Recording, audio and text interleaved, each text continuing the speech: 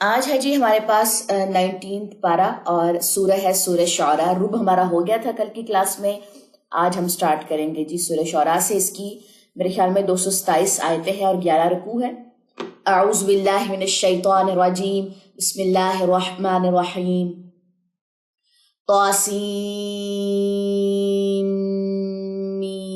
تلک آیات الکتاب المبین لعلک باخع نفسک الا یکونوا مؤمنین.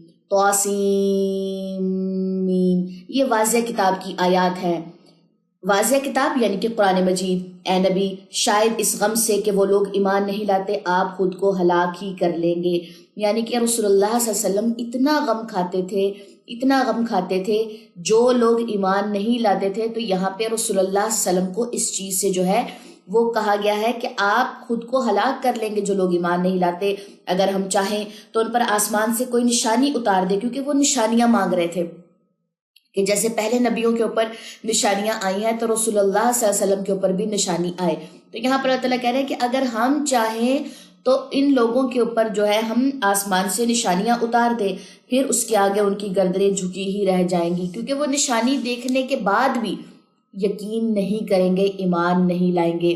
اور رحمان کے پاس سے بھی جو کوئی نئی نصیحت آتی ہے تو وہ اس سے منہ موڑ لیتے ہیں. یعنی کہ ہر صورت کے اندر جو نصیحت ہے وہ ڈیفرنٹ آتی ہے. کبھی تو پچھلی نصیحت جو ہے وہ رپیٹ ہو رہی ہوتی ہے، لیکن کس طریقے سے رپیٹ ہوتی ہے، سیم اسی نوعیت سے رپیٹ ہو رہی ہوتی ہے.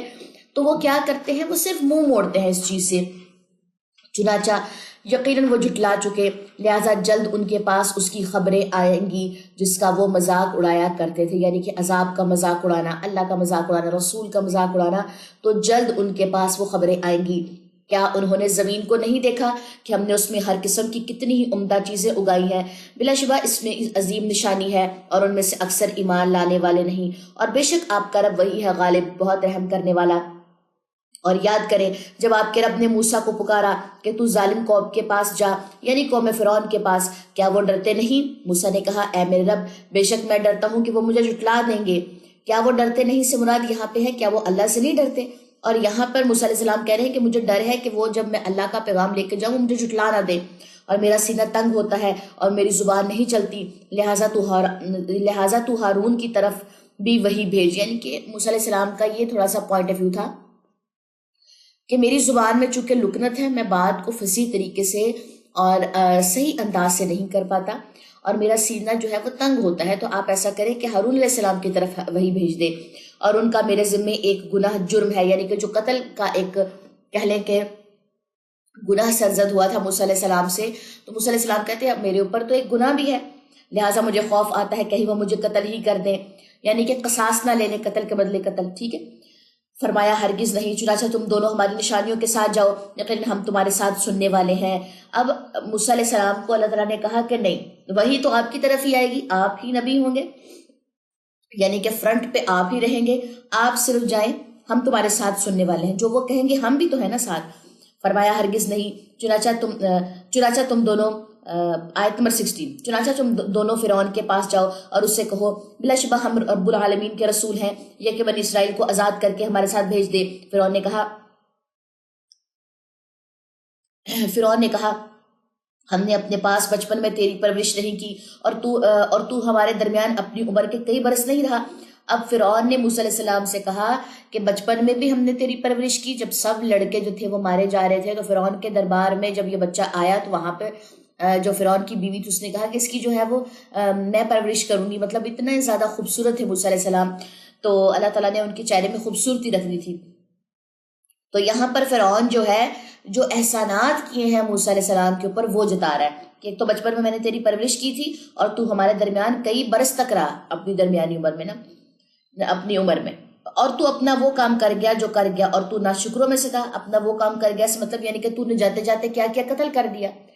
یہاں پہ ایک چیز سیکھنے والی ہے کہ جب بھی آپ کسی کے سامنے ایمان کی، دین کی، اسلام کی بات کرتے ہیں تو وہ ہمیشہ آپ کا پرانا گناہ جو ہے وہ نکال کے سامنے رکھتا ہے کہ تم تو بڑی پاک صاف بنتی پھرتی ہو، پہلے تو تم بھی گانے سنتی تھی، پہلے تو تم بھی ڈرامے دیکھتی تھی، اب تم ہمیں کیوں روکتی ہو؟ ہم بچپن میں جو تھے یا ہم جوانی میں ایک ساتھ جاتے تھے، نامحرم سے بات کرتے تھے، ہلا گلا کرتے تھے، کالز پہ بات کرتے تھے، اور مطلب ہم بھی حرام کھاتے تھے، پیتے تھے، سب کچھ کرتے تھے. اب تم بڑی نیک ساز یا نیک پارسا بن گئی ہو.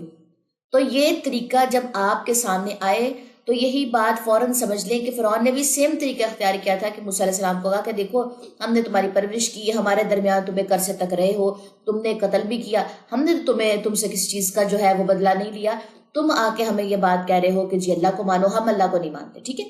تو اس طریقے سے جب آپ اسلام کی بات کریں گے، آپ دین کی بات کریں گے، لوگ سب سے پہلے آپ کا پاسٹ نکال کے آپ کے سامنے رکھیں گے تو اس سے ڈی موٹیویٹ نہیں ہونا.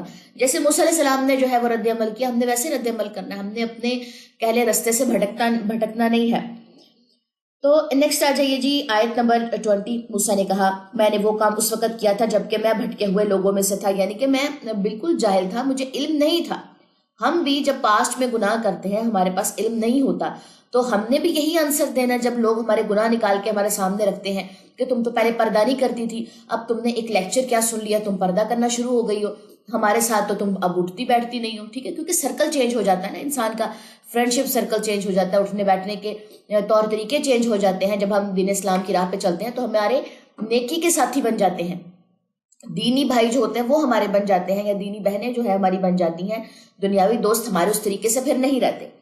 پھر جب میں تم سے ڈرا تو میں تم سے بھاگ گیا، پھر میرے رب نے مجھے حکم بخشا اور اس نے مجھے رسولوں میں سے بنایا. اور کیا یہی ہے وہ احسان جو تم مجھ پر احسان جتلایا کہ تو نے بنی اسرائیل کو غلام بنا رکھا ہے؟ فرعون نے کہا اور رب العالمین کیا ہے، یعنی کہ کس رب کی تم بات کرتے ہو، رب العالمین کیا ہے؟ موسیٰ علیہ السلام نے کہا وہ آسمان اور زمین کا اور جو کچھ ان دونوں کے درمیان ہے ان کا رب ہے، اگر تم یقین کرنے والے ہو. اس نے اپنے ارد گرد والوں یعنی کہ درباریوں سے کہا کیا تم سنتے نہیں ہو؟ موسیٰ نے کہا وہ تمہارا اور تمہارے اگلے آباء و اجداد کا رب ہے. اس نے کہا بلا شبہ تمہارا یہ رسول جو تمہاری طرف بھیجا گیا ہے یقیناً دیوانہ ہے. موسیٰ علیہ السلام نے کہا وہ مشرق و مغرب اور جو کچھ ان دونوں کے درمیان ہے ان کا رب ہے، اگر تم عقل رکھتے. اس نے کہا البتہ اگر تو نے میرے سوا کوئی اور معبود پکڑا تو میں ضرور تجھے قیدیوں میں شامل کر دوں گا. موسیٰ علیہ السلام نے کہا اگرچہ میں تیرے پاس کوئی واضح شے یعنی کہ دلیل نہ ہوں تب بھی. اس نے کہا اگر تو سچوں میں سے ہے تو وہ لے آ، تو تو لے ہی آ. چنانچہ موسیٰ علیہ السلام نے اپنا عصا ڈالا تو آنن فانن وہ واضح اسلحہ بن گیا اور اس نے اپنا ہاتھ بغل میں سے کھینچ لیا یا کھینچ نکالا تو اسی وقت وہ ناظرین کو سفید چمکتا ہوا نظر آیا، لیکن اس سفیدی میں ہیبت تھی، خوف تھا. فرعون نے اپنے ارد گرد موجود سرداروں سے کہا بلا شبہ یہ ضرور ماہر جادوگر ہے، وہ چاہتا ہے کہ اپنے جادو سے تمہیں تمہاری زمین سے نکال دے، لہٰذا تم کیا مشورہ دیتے ہو؟ انہوں نے کہا اسے اور اس کے سگے بھائی کو ڈھیل دے یعنی کہ روکے رکھ اور شہروں میں جادوگروں کو اکٹھا کرنے کے لیے بھیج دے کہ وہ ہر ماہر جادوگر کو تیرے پاس لے آئے. چنانچہ جادوگر ایک مقرر دن کو خاص وقت پر جمع کر لیے گئے اور لوگوں سے کہا گیا کیا تم بھی جمع ہو گئے تاکہ اگر وہ جادوگر غالب آئیں تو ہم ان جادوگروں کا اتباع کریں. پھر جب جادوگر آئے تو وہ فرعون سے کہنے لگے اگر ہم ہی غالب آئے تو کیا ہمارے لیے کوئی صلہ ہے، یعنی کوئی اجر، کوئی اجرت، کوئی پیسہ، کوئی منی، کچھ بھی؟ فرعون نے کہا ہاں، اور بے شک تب تم میرے مقرب لوگوں میں سے ہو جاؤ گے. اب اس نے کہا کہ تم میرے مقرب بندوں میں سے ہو جاؤ گے، یعنی کہ میرے قربت والے لوگوں میں ہو جاؤ گے، یعنی کہ جو میرے پاس رہتے ہیں، جو مجھے مشورہ دیتے، تم ان لوگوں میں شامل ہو جاؤ گے. موسیٰ علیہ السلام نے ان سے کہا جو کچھ تم نے ڈالا ہے ڈال دو.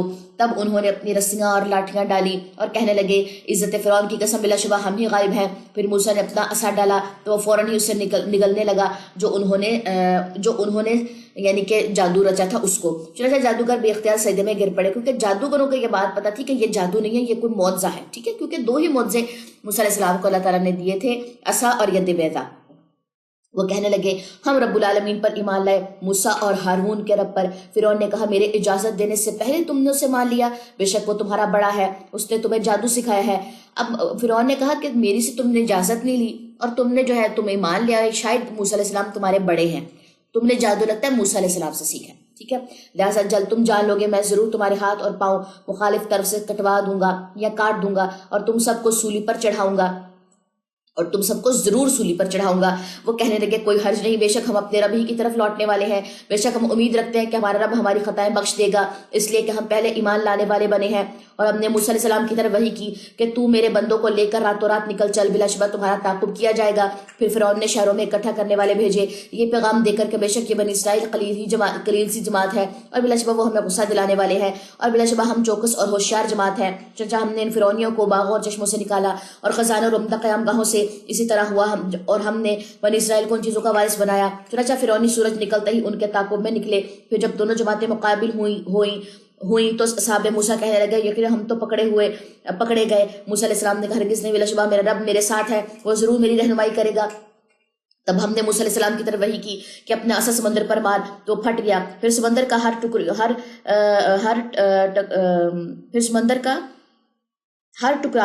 टुकड़ा यूं हो गया जैसे अजीम पहाड़, और हम वहां दूसरे फिरौनियों को करीब ले आए, और हमने मूसा और उसके जो हमराह थे वो सबको बचा लिया। अब यहाँ से इस सूरत में इनकी जो कैफियत है समंदर को पार करने की वो सारी बयान की जा रही है, किस तरीके से लहरें जो थी वो एक साइड पे हुई, मूसा अलैहिस्सलाम का काफिला गुजर गया, फिरौन वाला जो है फंस गया, और हमने दूसरों को गर्क कर दिया। बिलाशिबा इसमें अजीम निशानी है, और उनके अक्सर मोमिन हैं और उनके अक्सर मोमिन नहीं है। और बेशक आपका रब वही है गालिब, बहुत रहम करने वाला। और उनको कुफार को इब्राहिम की खबर सुनाइए जब उसने अपने बाप और अपनी कौम से कहा तुम क्या पूछते हो? वो कहने लगे हम बुत पूछते हैं और हम हमेशा उन्हीं के पुजारी रहेंगे। इब्राहिम अलैहिस्सलाम ने कहा क्या वो तुम्हें सुनते हैं जब तुम उन्हें पुकारते हो, या वो तुम्हें नफा देते हैं या जरर पहुंचाते हैं? उन्होंने कहा नहीं, बल्कि हमने अपने बाप दादा को पाया वो इसी तरह करते थे। इब्राहिम अलैहिस्सलाम ने कहा क्या भला देखा तुमने जिनको तुम पूछते आ रहे हो, तुम और तुम्हारे अगले बाप दादा? तो बिलाशुबा वो मेरे वो दुश्मन है सिवाय रब्बुल आलमीन के जिसने मुझे पैदा किया, फिर वही मेरी रहनुमाई करता और वही मुझे खिलाता और पिलाता है, और जब मैं बीमार होता हूँ तो वही मुझे शिफा देता है, और वही मुझे मौत देगा फिर मुझे जिंदा करेगा, और वही जिससे मैं उम्मीद रखता हूँ कि वो रोज़े क़यामत मेरी खताएं बख्श देगा। ऐ मेरे रब मुझे हिकमत अता फरमा और मुझे सालिहीन के साथ मिला, और बाद वालों में मेरा जिक्र खैर जारी रख, और मेरी नियमतों वाली जन्नत के वारिसों में शामिल और मुझे नियमतों वाली जन्नत के वारिसों में शामिल फरमा, और मेरे बाप को बख्श दे, बेशक वो गुमराहों में से था। और जिस दिन लोग दोबारा उठाए जाएंगे मुझे रुसवा ना करना, जिस दिन ना माल को नफा देगा और ना औलाद ही, इल्ला ये कि कोई अल्लाह के पास क़ल्ब सलीम के साथ हाजिर हो, और जन्नत मुत्तकीन के करीब की जाएगी, और दोज़ख गुमराहों के सामने लाई जाएगी, और उनसे कहा जाएगा कहाँ है वो जिन्हें तुम पूछते थे। अब दोज़खियों के सामने या जो गुमराह हैं उनके सामने दोज़ख को लाया जाएगा, दोज़ख को उनके सामने लाया जाएगा। अब आप खुद सोचें यहाँ पे, और कहा जाएगा जिनको पूछते थे उनको लेकर आओ और उनसे कहो कि हमें बचाए इस आग से, अल्लाह के सिवा क्या वो तो तुम्हारी मदद कर सकते हैं या वो बदला ले सकते हैं? फिर वो और सब गुमराह उस जहन्नुम में ऊंधे मुंह डाले जाएंगे, सीधे ऊंधे मुंह डाले जाएंगे। ठीक है, देखिए अब मैंने आपसे ये बात कही थी कि आखिरी जो 10 पारे हैं उसमें जन्नत और दोज़ख की जो बात है क्लियर करके आएगी। उसका मतलब क्या था? कैफियत बताई जाएगी, उसके अंदर किस पोजीशन में डाला जाएगा, रुख कौन सा होगा, ऊंधे मुंह डाला जाएगा। मुंह पिछली सूरत में हमने पढ़ा था ना कि जो चेहरे हैं वो भुने जाएंगे, कैफियत बताई जाएगी। और मतलब फॉर एग्जाम्पल मैं आपको और आसान लफ्जों में बताऊं, रेसिपी बताई जाएगी। खाना कैसे पकता है ना, पहले ये था जी खाना पकना है, खाना पकना है, खाना पकना है। अब रेसिपी शेयर हो रही है, ऊंधे मुंह डाले जाएंगे, चेहरे भुने जाएंगे। जन्नतियों के बारे में एक बात आती थी कि जन्नती जो है वो बागात में होंगे और उनके नीचे नहरें जारी होंगी, लेकिन अब जन्नत की कैफियत बताई जाएगी। ठीक है जी, तो आखिरी 10 पारों में बात करने का जो तरीका है, जो तर्ज़े बयां है, वो मुख्तलिफ से मुख्तलिफ होता चला जाएगा। ठीक हो गया, चले। और इबलीस के सारे लश्कर भी, ठीक है, इबलीस के सारे लश्कर। अब यहां से क्या पता चला कि इबलीस एक नहीं है, शैतान एक नहीं है, उसका लश्कर भी है। तो हम उसके लश्कर के साथ रह रहे हैं। रमजान में इबलीस तो कैद हो जाता है, लेकिन लश्कर जो है वो जमीन पर ही होता है। हाँ, तंग वो हमें उस तरीके से उस लेवल का नहीं करते जब इबलीस जो है वो यकम शवाल को वापस आ जाएगा, वो जिस लेवल का तंग करेगा। चूंकि इंस्ट्रक्शंस तो लीडर ने देनी है, लीडर मौजूद नहीं है यहाँ पे। ठीक है, चेले तो मौजूद हैं, वो कहेंगे जबकि वो वहां जगड़ रहे होंगे, अल्लाह की कसम यकीन हम ही खुली गुमराही में थे जबकि हम तुम्हें रब्बुल आलमीन के बराबर ठहराते थे, और हमें तो उन्हीं बड़े मुजरिमों ने बहकाया था, यानी कि जो हमारे लीडर थे उन्होंने हमें बहकाया था। तो अब हमारे लिए कोई सिफारिशी नहीं है और ना कोई मुखलिस दोस्त। फिर काश कि हमारे लिए एक बार दुनिया में वापसी हो तो हम मोमिनों में से हो जाए। बेशक उसमें अजीम निशानी है और उनके अक्सर ईमान लाने वाले नहीं है। क़यामत के दिन को यौम हसरा क्यों कहा जाता है? क्योंकि उसमें गुमराहों को उनका अमाल हसरत बना के दिखाया जाएगा कि जी हम एक बार दुनिया में लौट जाए और अपने नामा माल को चेंज कर लें, और नेकोकार जो होंगे उनको भी उनका नामा माल हसरत बना के दिखाया जाएगा। क्यों? क्योंकि कोई ऐसा लम्हा या कोई ऐसा वक्त जब हम दुनिया के कामों, दुनिया की बातों में मशगूल थे, اور ہم دین کا یا کوئی نیکی کا یا کوئی تسبیح کر سکتے تھے تو ہمیں بھی ہمارے نامہ اعمال نیکوکاروں کو بھی ہمارے جو ان کے جو نامہ اعمال ہے وہ حسرت بنا کے دکھائے جائیں گے کہ اس وقت بھی تم نیکی کر سکتے تھے، لیکن تم نے اپنی جو زبان ہے اللہ کے ذکر سے جو ہے وہ خاموش رہنے دی. ٹھیک ہے، اسی لیے قیامت کو یوم الحسرہ بھی کہا جاتا ہے، حسرت والا دن.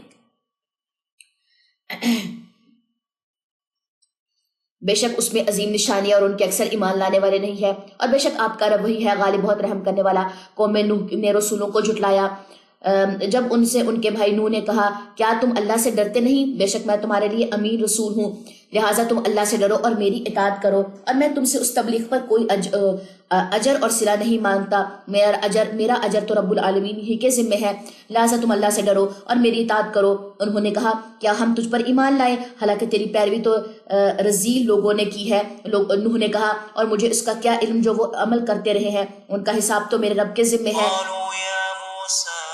اگر تم کچھ شعور رکھتے ہو اور میں مومنوں کو دور کرنے والا نہیں، میں تو کھلم کھلا ڈرانے والا ہوں. وہ بولے اے نوح اگر تو باز نہ آیا تو تجھے ضرور سنسار کر دیا جائے گا. تو یہ اپنے نبیوں کو قتل کرتے تھے اور اس طریقے سے دھمکیاں بھی دیتے تھے.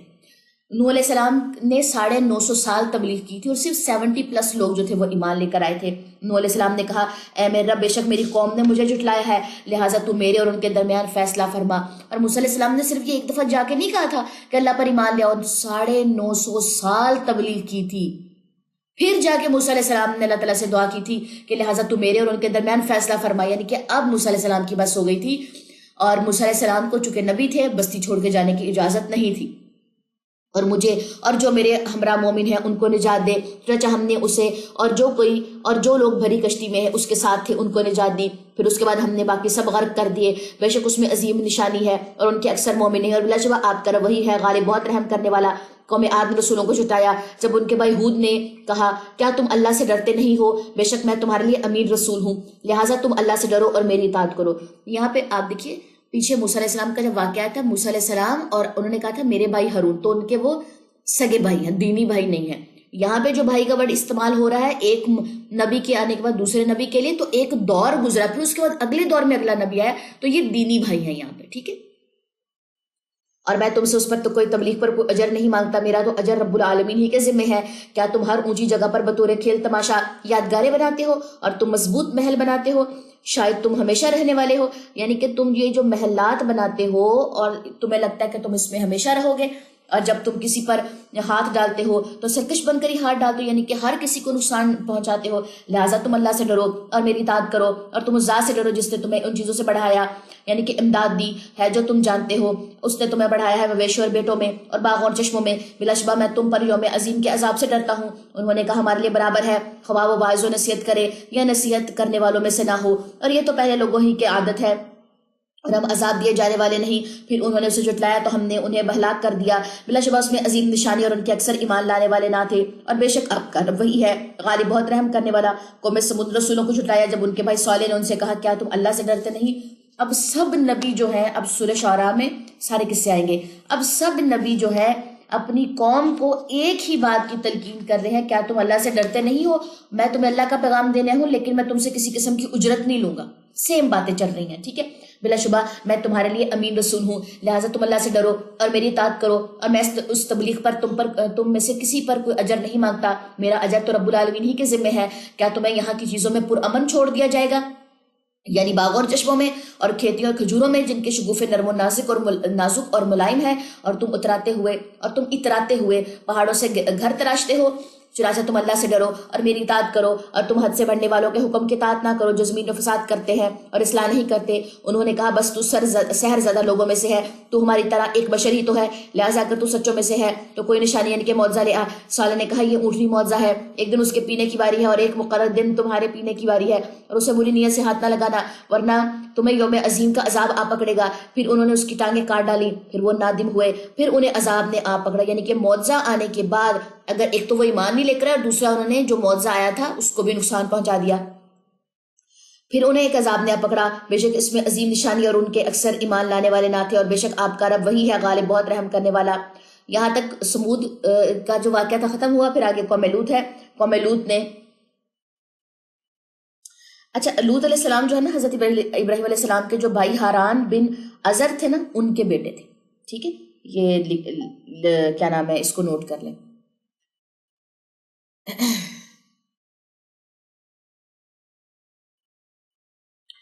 اور ان کو حضرت ابراہیم علیہ السلام ہی کی زندگی میں نبی بنا کر بھیجا گیا تھا. ان کو قوم صدوم اور اموریہ، ان کی قوم صدوم اور اموریہ میں رہتی تھی. یہ بستیاں شام کے علاقے میں تھیں. ٹھیک ہے، یہ کچھ چیزیں نوٹ کر لیں. لوط علیہ السلام کون تھے؟ ابراہیم علیہ السلام کے بھائی ہاران بن ازر کے بیٹے تھے. ٹھیک ہے، اور ابراہیم علیہ السلام، آیت نمبر ہے ہبا، کدھر ہے جی، آیت نمبر چلی گئی 160 سورہ شعراء.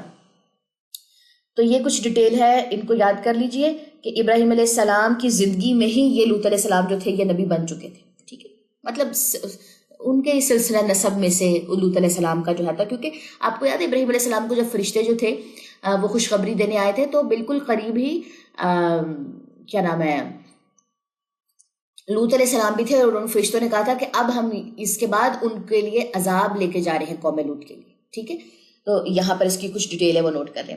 بلا شبہ میں امین رسول ہوں، لہذا تم اللہ سے ڈرو، میری اطاعت کرو، اور میں اس پر تم سے کوئی اجر نہیں مانگتا. میرا اجر تو رب العالمین کے ذمہ ہے. کیا تم جنسی تسکین کی خاطر جہان کے مردوں کے پاس آتے ہو؟ یعنی کہ یہ جنسی تسکین کی خاطر مردوں کے پاس آتے تھے، عورتوں کے پاس نہیں جاتے تھے. اور تم اپنی بیویاں چھوڑ دیتے ہو جنہیں تمہارے رب نے تمہارے لیے پیدا کیا، بلکہ تم لوگ حد سے گزرنے والے ہو.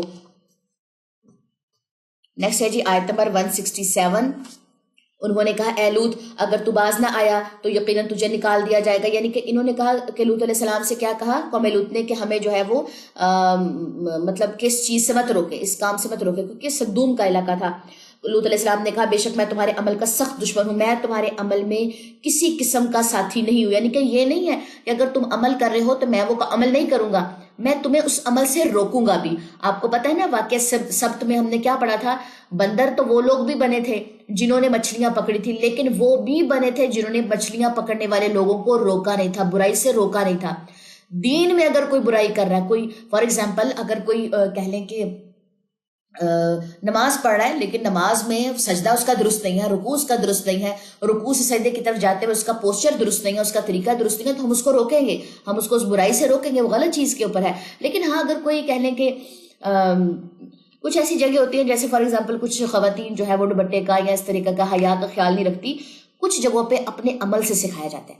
آپ اگر مکمل طور پہ اپنے آپ کو کور کیے ہوئے ہیں تو کہہ لیں کہ آپ کا عمل بولے گا، وہاں پہ آپ کا جو پردہ ہے وہ عمل بولے گا. اس وقت آپ نے اپنے عمل سے جو ہے وہ ابلاغ کا کام کیا، اللہ کا پیغام پہنچانے کا کام کیا، خاموشی اختیار کی رکھی. لوگ آپ سے جتنی مرضی بات کریں آ کے کہ شادی پہ بھی آپ جو ہے وہ پردے میں آئی ہیں یا جو بھی حساب کتاب ہے، خواتین کا تو الگ انتظام تھا لیکن پھر بھی جو ہے وہ آپ نے اس طریقے کا جو ہے وہ لباس پہنا ہوا ہے. تو ہمیں تو نہیں پتا کہ کیونکہ جو ویٹر ہوتے ہیں وہاں پہ وہ پھر رہے ہوتے ہیں، کوئی نہ کوئی میل آ جاتا ہے، تو اپنا جو کہہ لیں کہ اپنا پردہ وہ ہم نے خود ہی سنبھالنا ہوتا ہے. تو ایسے لوگ بات تو آگے کرتے ہیں، لیکن آپ کو کیا پتا کہ آپ کے اس عمل سے جو ہے وہ کتنے لوگ جو ہے انسپائر ہوں، اور جب آپ کبھی دوبارہ ان سے ملاقات کریں تو آگے ان کی نسلوں میں کوئی جو ہے وہ پردہ کرنا شروع کر دیں. ٹھیک ہے، تو بعض دفعہ ہمارا عمل بول رہا ہوتا ہے لیکن کسی کو برائی کرتے ہوئے دیکھ کے روکنا وہاں پہ ہمارے فرائض میں سے ہے، نیکی کا حکم دینا اور برائی سے روکنا. یہاں پر لوط علیہ السلام کو انہوں نے دھمکیاں دی ہیں، ہم تجھے قتل کر دیں گے، ہم تجھے بستی سے نکال دیں گے، ہم یہ کر دیں گے، وہ کر دیں گے. لوط علیہ السلام نے کہا تو میں تمہارے اس عمل کا سخت دشمن ہوں، یہ کام چھوڑ دو. ٹھیک ہے، روکا، اس حد تک روکا جس حد تک وہ روک سکتے تھے. اے میرے رب تو مجھے اور میرے اہل کو اس عمل کے وبال سے نجات دے جو وہ کرتے. اب لوط علیہ السلام نے بھی اللہ تعالیٰ سے دعا کی. عذاب بستیوں پر تب ہی آتا ہے جب نبی جو ہے وہ اللہ سے دعا کرتے ہیں. ٹھیک ہے، کیونکہ صبر کی بھی تو ایک انتہا ہوتی ہے نا. چنانچہ ہم نے اسے اور اس کے ساتھ اس کے ساتھ اہل کو نجات دی سوائے ایک بڑھیا کے جو پیچھے رہنے والوں میں سے تھی، یعنی کہ لوط علیہ السلام کی بیوی کے. پھر ہم نے دوسروں کو ہلاک کر دیا اور ہم نے ان پر پتھروں کی بارش برسائی، چنانچہ ڈرائے گئے لوگوں پر برسائے گئی بدترین بارش تھی. بے شک اس میں عظیم نشانی ہے اور ان کے اکثر ایمان لانے والے نہ تھے، اور بے شک آپ کا وہی ہے غالب، بہت رحم کرنے والا. اصحاب ایکا نے رسولوں کو جھٹلایا جب ان سے شعیب نے کہا کیا تم ڈرتے نہیں؟ بے شک میں تمہارے لیے امین رسول ہوں، لہٰذا تم اللہ سے ڈرو اور میری اطاعت کرو، اور میں اس تبلیغ پر تم پر کوئی اجر نہیں مانگتا، میرا اجر تو رب العالمین کے ذمہ ہے. تو ماپ پورا بھر کر دو اور دوسروں کو خسارہ دینے والے نہ بنو. اب شعیب علیہ السلام کی قوم میں کون سا گناہ تھا؟ یہ لوگ مال کے ناپ تول میں کمی کرتے تھے. ہر انسان کے اختیار میں ناپ تول کیا لازمی، وہ سپروین ہوتی ہے کسی نہ کسی چیز کی ناپ تول کی، ٹھیک ہے. تو ہمیشہ اپنے ناپ تول میں جو ہے نا وہ کہہ لیں کہ کمی نہیں کرنی، اور تم بالکل سیدھی ترازو سے تولو، اور تم لوگوں کو ان کی اشیاء کم نہ دو، اور نہ تم زمین میں فساد کرنے والے ڈھونڈو، اور اس اللہ سے ڈرو جس نے تمہیں اور پہلی مخلوق کو پیدا کیا. انہوں نے کہا بس تو سیر زیادہ لوگوں میں سے ہے، اور تو ہماری طرح بشر ہی تو ہے، اور ہم تجھے بلا شبہ جھوٹوں میں خیال کرتے ہیں، لہٰذا اگر تو سچوں میں سے ہے تو ہم پر آسمان سے ایک ٹکڑا گرا دے. شعیب نے کہا میرا رب خوب جانتا ہے جو تم عمل کرتے ہو. چنانچہ انہوں نے اے شعیب انہوں نے اسے جھٹلایا تو انہیں سائے والے دن کے عذاب نے آ پکڑا. بے شک وہ یوم عظیم کا عذاب تھا، بلا شبہ اس میں عظیم نشانیاں ہیں، اور ان کے اکثر لوگ ایمان لانے والے نہ تھے. اور بے شک آپ کا رب وہی ہے غالب، بہت رحم کرنے والا. اور بلا شبہ یہ قرآن رب العالمین کا نازل کردہ ہے. روح الامین جبرائیل علیہ السلام اسے لے کر نازل ہوا آپ کے دل پر تاکہ آپ ڈرانے والوں میں سے ہو. تو قرآن کہاں پر نازل ہوا ہے؟ دل میں. قرآن دلوں پہ اترتا ہے. آپ جتنا بھی زیادہ زبان کے ذریعے اس کا رٹا لگانے کی کوشش کریں گے، جتنا زیادہ آپ قرآن سنیں گے، قرآن کی تجوید اس کی قرأت سنیں گے، اتنا زیادہ آپ کا جو لہجہ ہے، آپ کی جو قرأت ہے وہ درست ہوگی. یہ بات پلے باندھ لیں. آپ اگر کہیں نا میں نے 10 دفعہ دہرائی کیا، میں نے 20 دفعہ دہرائی کیا، یہ کیا، میں نے اتنا پڑھا وہ چیزیں سمجھ نہیں پا رہی، جب تک آپ لسننگ نہیں کریں گے خاموشی سے بالکل چپ کر جائیں، ٹھیک ہے. اور قاری ایمن سوید جو ہیں وہ ان کی بیسٹ قاری ہیں مخارج اور صفات کے اکارڈنگ. آپ ان کی لسننگ کریں، صرف سنیں کہاں پہ اتار چڑھاؤ ہو رہا ہے، کہاں پہ لفظ کو موٹا کر رہے ہیں، کہاں پہ لفظ کو باریک کر رہے ہیں، ٹھیک ہے. کس طریقے سے وہ لیسن جو ہے وہ اپنا ڈیلیور کر رہے ہیں. آپ جیسے جیسے قرآن سنتے جائیں گے، یہ قرآن ایک معجزہ ہے. قوم رسول اللہ صلی اللہ علیہ وسلم سے اہل مکہ والے مشرکین جو تھے وہ معجزہ مانگ رہے تھے نا، یہ قرآن معجزہ ہے. قرآن آنے کے بعد جن لوگوں نے ایمان نہیں لائے تو بس پھر وہ غرق ہو گئے. یہ قرآن جیسے سنتے جائیں گے یہ آپ کے دل کے اوپر اثر کرتا جائے گا، دل دھوتا جائے گا، دل کے اوپر جو کالا رنگ چڑھ چکا ہوتا ہے برائیوں کا، گناہوں کا، وہ دھلتا جائے گا، ٹھیک ہے جی. تو لازمی یہ ٹپ جو ہے لازمی آزمائیں کہ قرآن جو ہے اسے سنیں تاکہ آپ کے جو دل ہے اس کے وجہ سے بالکل کہہ لیں کھل جائے آپ کی زبان. پھر اس کے اندر کہہ لیں کہ زبان کے اندر روانی آ جائے گی خود بخود جب دل کے اوپر وہ چیز اثر کر جائے گی. قاری کا نیم ہے ایمن سوید. یہ میں سپیلنگ آپ کو لکھ دیتی ہوں، چیٹ میں لکھ دیتی ہوں. AYMANSWAID سوید، ٹھیک ہے، ایمن سوید. یوٹیوب پہ جائیں گے، ان کا کوئی اپنا ذاتی چینل نہیں ہے، کسی نے پوری صورتیں قرآن کی 114 صورتیں جو ہے وہ ان کی ڈالی ہوئی ہے. ہاں بس ان کی قرأت مطلب ان کی نا ان کی وائس، جیسے فار ایگزامپل قاری مشاری ہیں، قاری عبدالباسط ہیں، ان کی قرأت ہے، ان کی ایک آواز ہے، اور ان کی آواز مطلب بالکل کہہ لیں کہ خوبصورت اس طرح نا. لیکن قاری ایمن سوید کے مخارج اور صفات اب تک کے جتنے بھی قاری ہیں ان میں سب سے بیسٹ ان کے مخارج اور صفات ہیں. لیکن انہوں نے قرأت میں نہیں پڑھا ہوا، ٹھیک ہے، جسٹ انہوں نے نارمل پڑھا وَإِنَّ رَبَّكَ ایسے، ٹھیک ہے، یعنی کہ قرأت نہیں ہے. جیسے وَإِنَّ رَبَّكَ لَهُوَ الْعَزِيزُ الرَّحِيمُ، یہ تو قرأت ہے، نارمل انہوں نے ریڈنگ کیا. لیکن اس میں وہ جو پڑھنے کا انداز ہے اس میں مخارج اور صفات سب سے اچھے ایمن سوید کے. جتنی زیادہ ہو سکے ان کے ساتھ لسننگ کریں. چلیں جی ہم کدھر تھے؟ آیت نمبر 195 میں تھے. قرآن کی بات ہو رہی تھی، فصیح عربی زبان میں ہے، اور بلا شبہ وہ قرآن کا ذکر پہلی کتابوں میں سے بھی ہے. کیا ان کے لیے یہ ایک عظیم نشانی کافی نہیں کہ بنی اسرائیل کے علماء بھی اس قرآن یا صاحب قرآن کو جانتے ہیں؟ اگر ہم اس قرآن کو کسی اجنبی پر نازل کرتے پھر وہ اسے ان پر پڑھتا تو بھی وہ اس پر ایمان نہ لاتے. اسی طرح ہم نے اس تکذیب کو مجرموں کے دلوں میں بٹھایا ہے اور وہ اس پر ایمان نہیں لائیں گے حتیٰ کہ وہ دردناک عذاب دیکھ لیں. چنانچہ وہ ان پر اچانک آ پڑے گا جبکہ انہیں خبر تک نہ ہوگی. پھر وہ کہیں گے کیا ہمیں کچھ مہلت مل سکتی ہے؟ کیا وہ لوگ ہمارا عذاب جلد مانگتے ہیں؟ بھلا آپ دیکھیں تو اگر ہم انہیں کئی برس دنیا کا مزہ اٹھانے دیں پھر وہ عذاب ان پر آ جائے جس سے انہیں ڈرایا یا دھمکایا جا رہا ہے تو جس سامان عیش سے وہ مزے اڑا رہے تھے ان کے کچھ کام نہ آئے گا. اور ہم نے جس بستی کو بھی ہلاک کیا تو پہلے اس کے لیے ڈرانے والے بھیجے تھے یا دہانی کے لیے، اور ہم ظالم نہیں ہیں. اور شیاطین اس قرآن کو لے کر نازل نہیں ہوتے اور نہ یہ کہ ان کے لائق ہے اور نہ وہ اس کی ساتھ ہی رکھتے ہیں، بلا شبہ وہ تو اس کے سننے سے بھی بہت دور کیے گئے ہیں. چنانچہ اے نبی آپ اللہ کے ساتھ کسی اور معبود کو مت پکارے ورنہ آپ عذاب پانے والوں میں شامل ہو جائیں گے. کیونکہ ان کی ایک ڈیمانڈ تھی کہ اگر آپ چاہتے ہیں کہ ہم ایمان لے کر آئیں آپ ہمارے بتوں کو صرف ہاتھ پھیر دیں ایک دفعہ، ٹھیک ہے. تو یہاں پہ رسول اللہ صلی اللہ علیہ وسلم کو بھی تنبیہ کی جا رہی ہے کہ ورنہ آپ بھی عذاب پانے والوں میں شامل ہو جائیں گے، اور آپ اپنے قریبی رشتہ داروں کو ڈرائیں، اور جو مومنوں میں سے آپ کا اتباع کریں ان کے لیے آپ جو ہے مشفقانہ بازو جھکائے رکھیں۔ نیکسٹ آ جائیے، آیت ہے جی 216۔ پھر اگر وہ آپ کی نافرمانی کریں تو کہہ دیجئے بلا شبہ تم جو کچھ کر رہے ہو میں اس سے بری ہوں، اور آپ اللہ یعنی کہ غالب اور رحیم پر توکل رکھیں جو آپ کو دیکھتا ہے جب آپ اکیلے نماز میں قیام کرتے ہیں، اور سجدہ کرنے والوں کے ساتھ آپ کا اٹھنا بیٹھنا بھی دیکھتا ہے، بلا شبہ وہی اللہ سمیع اور علیم ہے۔ کیا میں تمہیں بتاؤں کس پر شیاطین نازل ہوتے ہیں؟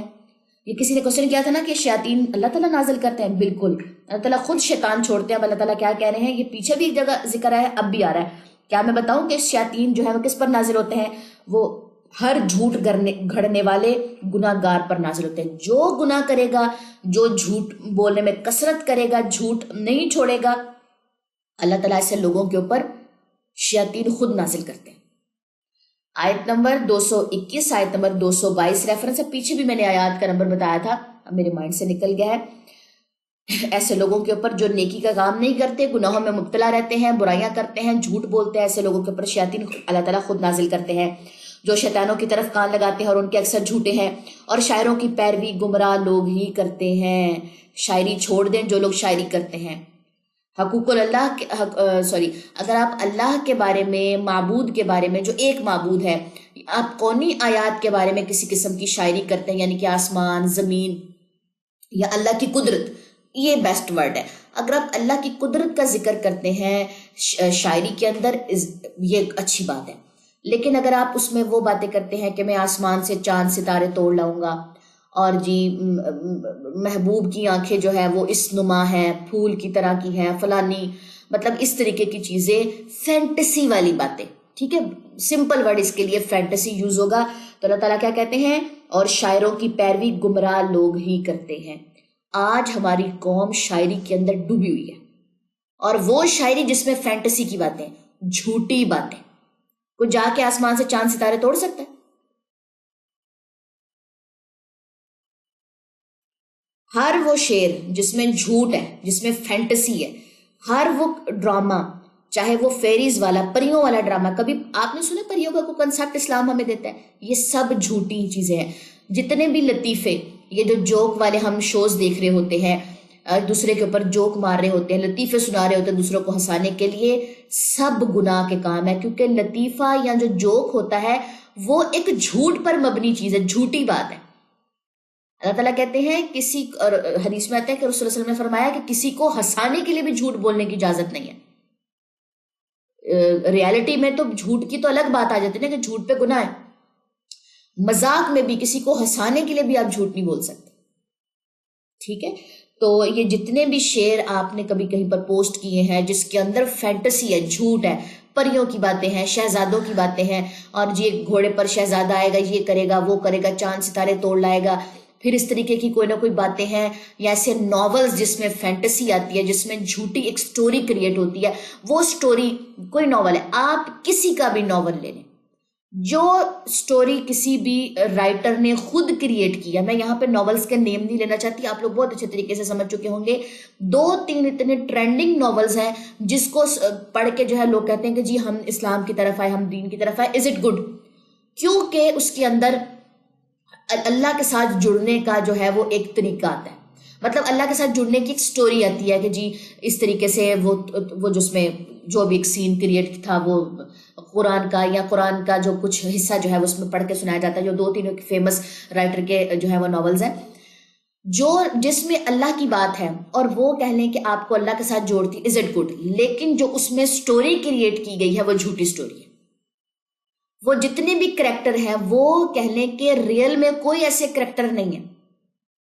ریئل میں کیسی کوئی سٹوری تھی کہ جی کوئی بھی، میں اب سٹوری کا کیا نام لوں، ریئل میں جب وہ کریکٹر زندہ ہی نہیں ہے، وہ ایک من گھڑت سٹوری کریٹ کی گئی ہے، چاہے اس کے ذریعے دین کا جو پیغام لوگوں تک پہنچایا گیا، اور بہت سے لوگ کہہ لیں کہ وہ ناولز پڑھنے کے بعد دین کی طرف آئے بھی ہیں، میرا اس کے ساتھ بالکل بھی نہیں ہے۔ میں یہاں پہ اس آیت کی ریفرنس میں ایک بات کو ایلیبوریٹ کری ہوں کہ جو کریکٹرز یوز ہوتے ہیں کسی بھی سٹوری میں، کسی بھی ناول میں، وہ جھوٹے کریکٹر ہیں، ان کی زندگیاں حقیقت پہ مبنی نہیں ہوتی، وہ ایک ریئل سٹوری کے اوپر مبنی نہیں ہے ناول، ٹھیک ہے۔ وہ سب گمراہی کے کام ہیں. ایسے جو لوگ ناولز پڑھتے ہیں ناولز چھوڑ دیں، کیونکہ جتنی بھی ناولز کے اندر سٹوریاں ہوتی ہیں وہ من گھڑت ہوتی ہیں، وہ جھوٹ ہے. جو لطیفے ہیں، جو جوکس ہیں، ہم کہتے ہیں کہ ہم کون سا ڈرامے دیکھتے ہیں یا ہم کون سا فلمیں دیکھتے ہیں یا ہم کون سا کہہ لیں گانے سنتے ہیں، ہم تو صرف کہہ لیں کہ کامیڈی شوز دیکھ رہے ہوتے ہیں. کامیڈی جو کر رہے ہوتے ہیں کیا وہ جھوٹ نہیں ہے؟ کیا وہ جھوٹا جوک اس نے نہیں ریڈی کیا؟ تو ان چیزوں کے اندر شیطان نے کس قدر ہمیں گمراہ کر کے رکھ دیا ہے. جب تک قرآن نہیں پڑھیں گے ہمیں پتہ کیسے چلے گا کہ ہم شیطان کے چنگل میں کس قدر پھنس چکے ہیں. تو یہاں پہ کیا کہا جاتا ہے، اور شاعروں کی پیروی گمراہ لوگ ہی کرتے ہیں. کیا آپ نے دیکھا نہیں کہ بلا شبہ وہ خیال کی ہر وادی میں سرماتے پھرتے ہیں. یہ شاعروں کی بات بتائی جا رہی ہے کہ وہ خیالوں کی ہر وادی میں سرماتے پھرتے ہیں، گھومتے پھرتے اور وہاں سے ایک سٹوری کریٹ کرتے ہیں، خیالوں میں رہتے ہیں. یہ رائٹرز جتنے بھی یہ خیالوں میں آپ کو جو ہے وہ نظر آئیں گے. اور بلا شبہ ویسی باتیں کہتے ہیں جو کرتے نہیں سوائے ان کے جو ایمان لائے اور انہوں نے نیک عمل کیے اور اللہ کا بقدس ذکر کیا، اور جب ان پر ظلم ہوا تو اس کے بعد انہوں نے بدلہ لیا. اور ظالم لوگ جلد جان لیں گے کہ کون سی لوٹنے کی خوفناک جگہ وہ لوٹیں گے، یعنی کہ جہنم. ٹھیک ہو گیا جی. یہ تھی ہماری سورہ شعراء. نیکسٹ ہے جی سورہ نمل، یعنی کہ چونٹیوں کا واقعہ اس میں آئے گا، ہدہد کا واقعہ اس میں آئے گا، قوم سبا کا واقعہ اس میں آئے گا. قوم سبا ہی ہے میرے خیال میں. چلیں جی سٹارٹ کرتے ہیں. اعوذ باللہ من الشیطان الرجیم، بسم اللہ الرحمن الرحیم. طاسین تلک آیات الکتاب و کتاب مبین. دیکھیں حروف مقطعات کے بعد نا ہمیشہ کتاب والی آیات آئے گی. قرآن ایک کتاب ہے، واضح کتاب ہے. پچھلی بھی صورتیں نکال کے دیکھ لیں، جو صورت حروف مقطعات یعنی کہ طاسین، الف لام میم را، یا کیا نام ہے کاف یا عین صاد، ٹھیک ہے، جو بھی حروف مقطعات کے ساتھ شروع ہوتی ہیں آیتیں، اس کے بعد ہمیشہ کتاب یعنی کہ قرآن واضح کتاب ہے، قرآن ہم نے نازل کی، اس طریقے کی آیت لازمی آئے گی. ٹھیک ہے. طاسین یہ قرآن اور روشن کتاب کی آیات ہے. یہ ہدایت اور بشارت ہے ان مومنوں کے لیے جو نماز قائم کرتے ہیں اور زکوٰۃ دیتے ہیں اور وہ آخر پر یقین رکھتے ہیں. بلا شبہ جو لوگ آخر پر ایمان نہیں رکھتے ہم نے ان کے لیے ان کے اعمال پرکشش بنا دیے ہیں، لہٰذا وہ بھٹکتے پھرتے ہیں. وہی لوگ ہیں جن کے لیے بدترین عذاب ہے اور آخر میں بھی وہی زیادہ خسارے میں ہوں گے. اور اے نبی بلا شبہ آپ کو تو ایک حکیم اور علیم کی طرف سے یہ قرآن سکھایا جاتا ہے. وہ وقت یاد کرے جب موسیٰ نے اپنی اہلیہ سے کہا بے شک میں نے آگ دیکھی ہے، میں ابھی تمہارے پاس وہاں سے کوئی خبر یا سلگتا انگارہ لاؤں گا تاکہ تم تاپو. سورہ طٰہٰ میں یہ واقعہ تھا کہ جب وائف کو انہوں نے کہا تھا، اہلیہ کو کہا تھا یہیں پر رکو، مجھے سامنے آگ نظر آ رہی ہے، میں وہاں پہ جاتا ہوں. جب اللہ تعالیٰ نے ان کو کہا تھا کہ اپنے جوتے اتار کے سائڈ پہ کر دیجئے. ٹھیک ہے. اب یہاں پہ بھی سیم واقعہ سٹارٹ ہونے جا رہا ہے. چنانچہ جب موسیٰ اس آگ کے پاس پہنچا تو اسے آواز دی گئی کہ مبارک ہے وہ جو اس آگ یعنی کہ نور میں ہے اور جو اس کے پاس ہے، اور رب العالمین پاک ہے. اے موسیٰ بلا شبہ میں ہی اللہ ہوں، نہایت غالب خوب حکمت والا. اور اپنا عصا ڈال دیں. چنانچہ جب موسیٰ علیہ السلام نے عصا ڈالا، پیچھے سورہ طٰہٰ میں اللہ تعالیٰ نے پوچھا تھا یہ جو عصا تمہارے ہاتھ میں پکڑا ہوا ہے یہ کس کام آتا ہے؟ یعنی کہ کہیں پر واقعہ بار بار ریپیٹ کیوں ہوتا ہے، کہیں پر ایک بات الیبوریٹ ہوتی ہے، پھر اگلی صورت میں عصے کی بات نہیں ہوئی، اب یہاں پہ اللہ تعالیٰ کوئی اور بات کو الیبوریٹ کریں گے. ٹھیک ہے. واقعی اس لیے بار بار ریپیٹ ہوتا ہے کہ جو مکالمہ ہوا ہے دو لوگوں کے درمیان، چاہے موسیٰ اور فرعون کی بات تھی، چاہے اللہ تعالیٰ اور موسیٰ علیہ السلام کا درمیان میں مکالمہ تھا، تو مکالمہ کس قدر کہہ لیں کہ واضح تھا، کون سی بات کہاں پر واضح کرنی ہے کس صورت میں، کون سی بات کس صورت میں واضح کرنی ہے، یہ اللہ ہی بہتر جانتے ہیں. لیکن پورا مکالمہ جو ہے وہ پھر مکمل طور پہ قرآن پاک میں آپ دیکھیں گے کہ قوم کے ساتھ نبیوں کا کیا بات ہو رہی تھی اور اللہ کی نبیوں کے ساتھ کیا بات ہو رہی تھی. جگہ جگہ کبھی کوئی ایک لائن الیبوریٹ ہوگی، کبھی کوئی ایک لائن الیبوریٹ ہوگی. ٹھیک ہے. تو یہاں پر اللہ تعالیٰ نے عصا پھینکنے کا کہا، اسے دیکھا کہ وہ حرکت کر رہا ہے گویا کہ وہ سانپ ہے، تو پیٹھ پھیر کر پلٹا اور پیچھے مڑ کر نہ دیکھا. وہاں پر کیا ہم نے پڑھا تھا سورہ طٰہٰ میں کہ موسیٰ علیہ السلام کو خوف ہوا اور اللہ تعالیٰ نے کہا کہ اے موسیٰ تو خوف نہ کر، عصا پکڑ لے. یہی بات تھی نا. یہاں پر اب وہ سانپ جب بن گیا تھا نا عصا، وہ پیٹھ پھیر کر پلٹا اور پیچھے مڑ کر نہ دیکھا، بھاگنے لگے. اب یہاں پہ اللہ تعالیٰ نے ان کی خوف کی کیفیت بیان کی ہے. پیچھے خوف کی کیفیت ہم نے نہیں پڑھی تھی. ٹھیک ہے. اب یہ نیچرل چیز ہے. آپ سانپ دیکھ رہے ہیں، آپ سانپ دیکھ کے وہاں پہ کھڑے ہو، نہیں میں تو صرف اللہ سے ڈرتی ہوں، میں ان چیزوں سے کیوں ڈروں؟ ارے یہ تو جو ریپٹائلز ہیں، یہ جو چیزیں زہریلی چیزیں ہیں، ان کے اندر اللہ نے خوف خود رکھا ہے، ان سے کراہت محسوس ہوتی ہے. یہ جو چھپکلیاں، بچھو، یہ کاکروچ، یہ جتنے بھی ریپٹائلز آتے ہیں اور ورٹیبریٹس میں شاید آتے ہیں، انورٹیبریٹس میں آتے ہیں، میرے مائنڈ سے انورٹیبریٹس میں آتے ہیں. تو یہ جتنی بھی چیزیں ہیں ان میں کراہت ہے، ایک خوف، ایک دل خراب ہوتا ہے ان کو دیکھ کے، ان کی سکن کو دیکھ کے نا مطلب گھن آتی ہے. ٹھیک ہے، تو یہاں پر موسیٰ علیہ السلام کا جو ایک ریئیکشن تھا وہ بالکل نیچرل تھا. اللہ نے فرمایا اے موسیٰ مت ڈر، بلا شبہ میرے حضور میں رسول ڈرا نہیں کرتے مگر جس نے ظلم کیا پھر اس نے برائی کے بعد برے اعمال کو بدل کر نیکی کی تو بلا شبہ میں غفور اور رحیم ہوں. یعنی کہ جو برے عمل کرتا تھا اس نے توبہ کی اور برے عملوں کو بدل کر نیکی والے عمل بنا لیا. ٹھیک ہے، میں اس کی قدر کروں گا، میں غفور ہوں، میں رحیم ہوں. اللہ کی جو صفات آتی ہے نا، غفور الرحیم، پھر اس کے بعد السمیع العلیم، حکیم العلیم، یہ جتنی بھی صفات آیت کے آخر میں آ رہی ہے نا، یہ ایسی نہیں آ جاتی. جو پوری آیت میں بات ہو رہی ہے تو اس کے آخر میں اللہ تعالیٰ وہ بات کرتے ہیں نا، اپنی وہ صفاتی نام جو ہے وہ لے کر آتے ہیں. جیسے موسیٰ علیہ السلام کو اللہ تعالیٰ نے کہا تھا کہ آپ فرعون کے دربار میں جائیں، میں آپ کے ساتھ سننے والا ہوں. اور پھر اگلی آیت میں تھا میں سمیع ہوں، میں علیم ہوں، میں سنتا ہوں، میں جانتا ہوں. وہ کیوں آیا تھا؟ کیونکہ آیت میں سننے کی بات آئی تھی. اور یہاں پر اللہ تعالیٰ نے کہا اپنے برے اعمال بدل کر اگر نیکی والے عمل کرو گے تو مجھے غفور، بخشنے والا، رحیم، رحم کرنے والا پاؤ گے. جیسی آیت میں بات ہو رہی ہوتی ہے ویسے ہی اللہ تعالیٰ کے صفاتی نام جو ہے وہاں پہ آئیں گے. اور اپنا ہاتھ اپنے گریبان میں داخل کر، وہ سفید چمکتا ہوا بے عیب نکلے گا. یہ بے عیب نکلے گا، یہ ان 9 نشانیوں یعنی کہ معجزات میں سے ہے جن کے ساتھ تمہیں فرعون اور اس کی قوم کی طرف بھیجا گیا. بے شک وہ نافرمان لوگ ہیں. پھر جب ان کے پاس ہمارے واضح روشن معجزات پہنچے تو انہوں نے کہا یہ تو سری جادو ہے، اور انہوں نے ظلم اور تکبر کی وجہ سے ان کا انکار کر دیا جبکہ ان کے دلوں نے ان کا یقین کر لیا تھا. پھر دیکھیا فسادیوں کا انجام کیسا ہوا. اور بلا شبہ ہم نے داؤد اور سلیمان کو خاص علم دیا تھا، اور ان دونوں نے کہا تمام حمد اللہ ہی کے لیے ہے جس نے ہمیں اپنے بہت سے مومن بندوں پر فضیلت دی. اور داؤد کا وارث سلیمان بنا، اور اس نے کہا اے لوگو ہمیں پرندوں کی بولی سکھائی گئی اور ہمیں ہر چیز دی گئی. بلا شبہ یہ تو صاف اللہ کا فضل ہے. اور سلیمان کے پاس اس کے سارے لشکر جنوں، انسانوں اور پرندوں میں سے جمع کیے گئے. سلیمان علیہ السلام کے پاس اب لشکر کتنے تھے؟ جنوں میں سے بھی تھے، انسانوں میں سے بھی تھے اور پرندوں میں سے بھی تھے، کیونکہ سلیمان علیہ السلام کو پرندوں کی بولی آتی تھی. ٹھیک ہے، پرندے آپس میں کیا بات کرتے ہیں؟ ان کی ایک لینگویج ہے. ہم اردو جانتے ہیں، ہم کہہ لیں کہ پنجابی جانتے ہیں، سرائکی جانتے ہیں، پشتو یہ جتنی ہلکی پھلکی جو آتی ہے، اور انگلش تھوڑی بہت جان لیتے ہیں. ہمیں چائنیز تو سمجھ نہیں آتی نا، ہمیں کہہ لیں کہ جاپنیز، یہ ساری جتنی بھی لینگویجز ہمیں یہ تو سمجھ نہیں آتی نا. اسی طرح پرندے جو آپس میں بات کرتے ہیں ہمیں ان کی لینگویج سمجھ نہیں آتی، کیونکہ ہم نے کوئی کورس ہی نہیں کیا. کیونکہ ہم کورس کیسے کر سکتے ہیں؟ یوٹیوب پہ ان کا کوئی کورس اویلیبل ہی نہیں ہے پرندوں کا. ٹھیک ہے، تو اللہ کے پاس ہے ان کا کورس یا ان کا وہ علم جو پرندوں کو اللہ نے بولی سکھائی ہے. اب اللہ تعالیٰ نے یہ علم سلیمان علیہ السلام کو دیا کہ پرندے جو آپس میں بات کر رہے ہیں آپ ان کی لینگویج جو ہے وہ سمجھیے، یا ان کو ایسا علم دے دیا. اپنے جو بھی بات کرتے تھے سلیمان علیہ السلام کو پتہ تھی.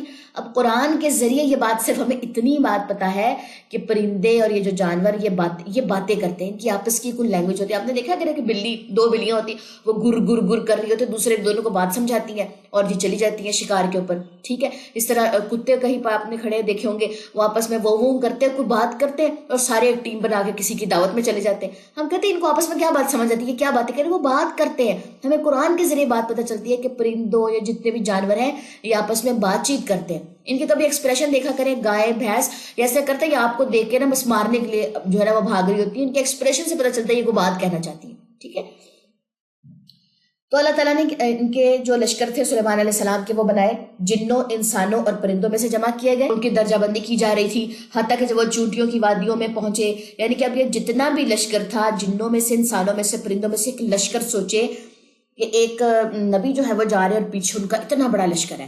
اب وہ نا ایک وادی سے گزرے، جب وہ حتیٰ کہ جب وہ چونٹیوں کی وادی میں پہنچے تو ایک چونٹی نے کہا اے چونٹیوں تم اپنے بلوں میں داخل ہو جاؤ کہیں سلیمان اور اس کا لشکر تمہیں کچل نہ ڈالے جبکہ انہیں اس کی خبر ہی نہ ہو. اب چونٹی اتنی چھوٹی ہوتی ہے کہ چلنے والے کو تو نظر نہیں آئے گی.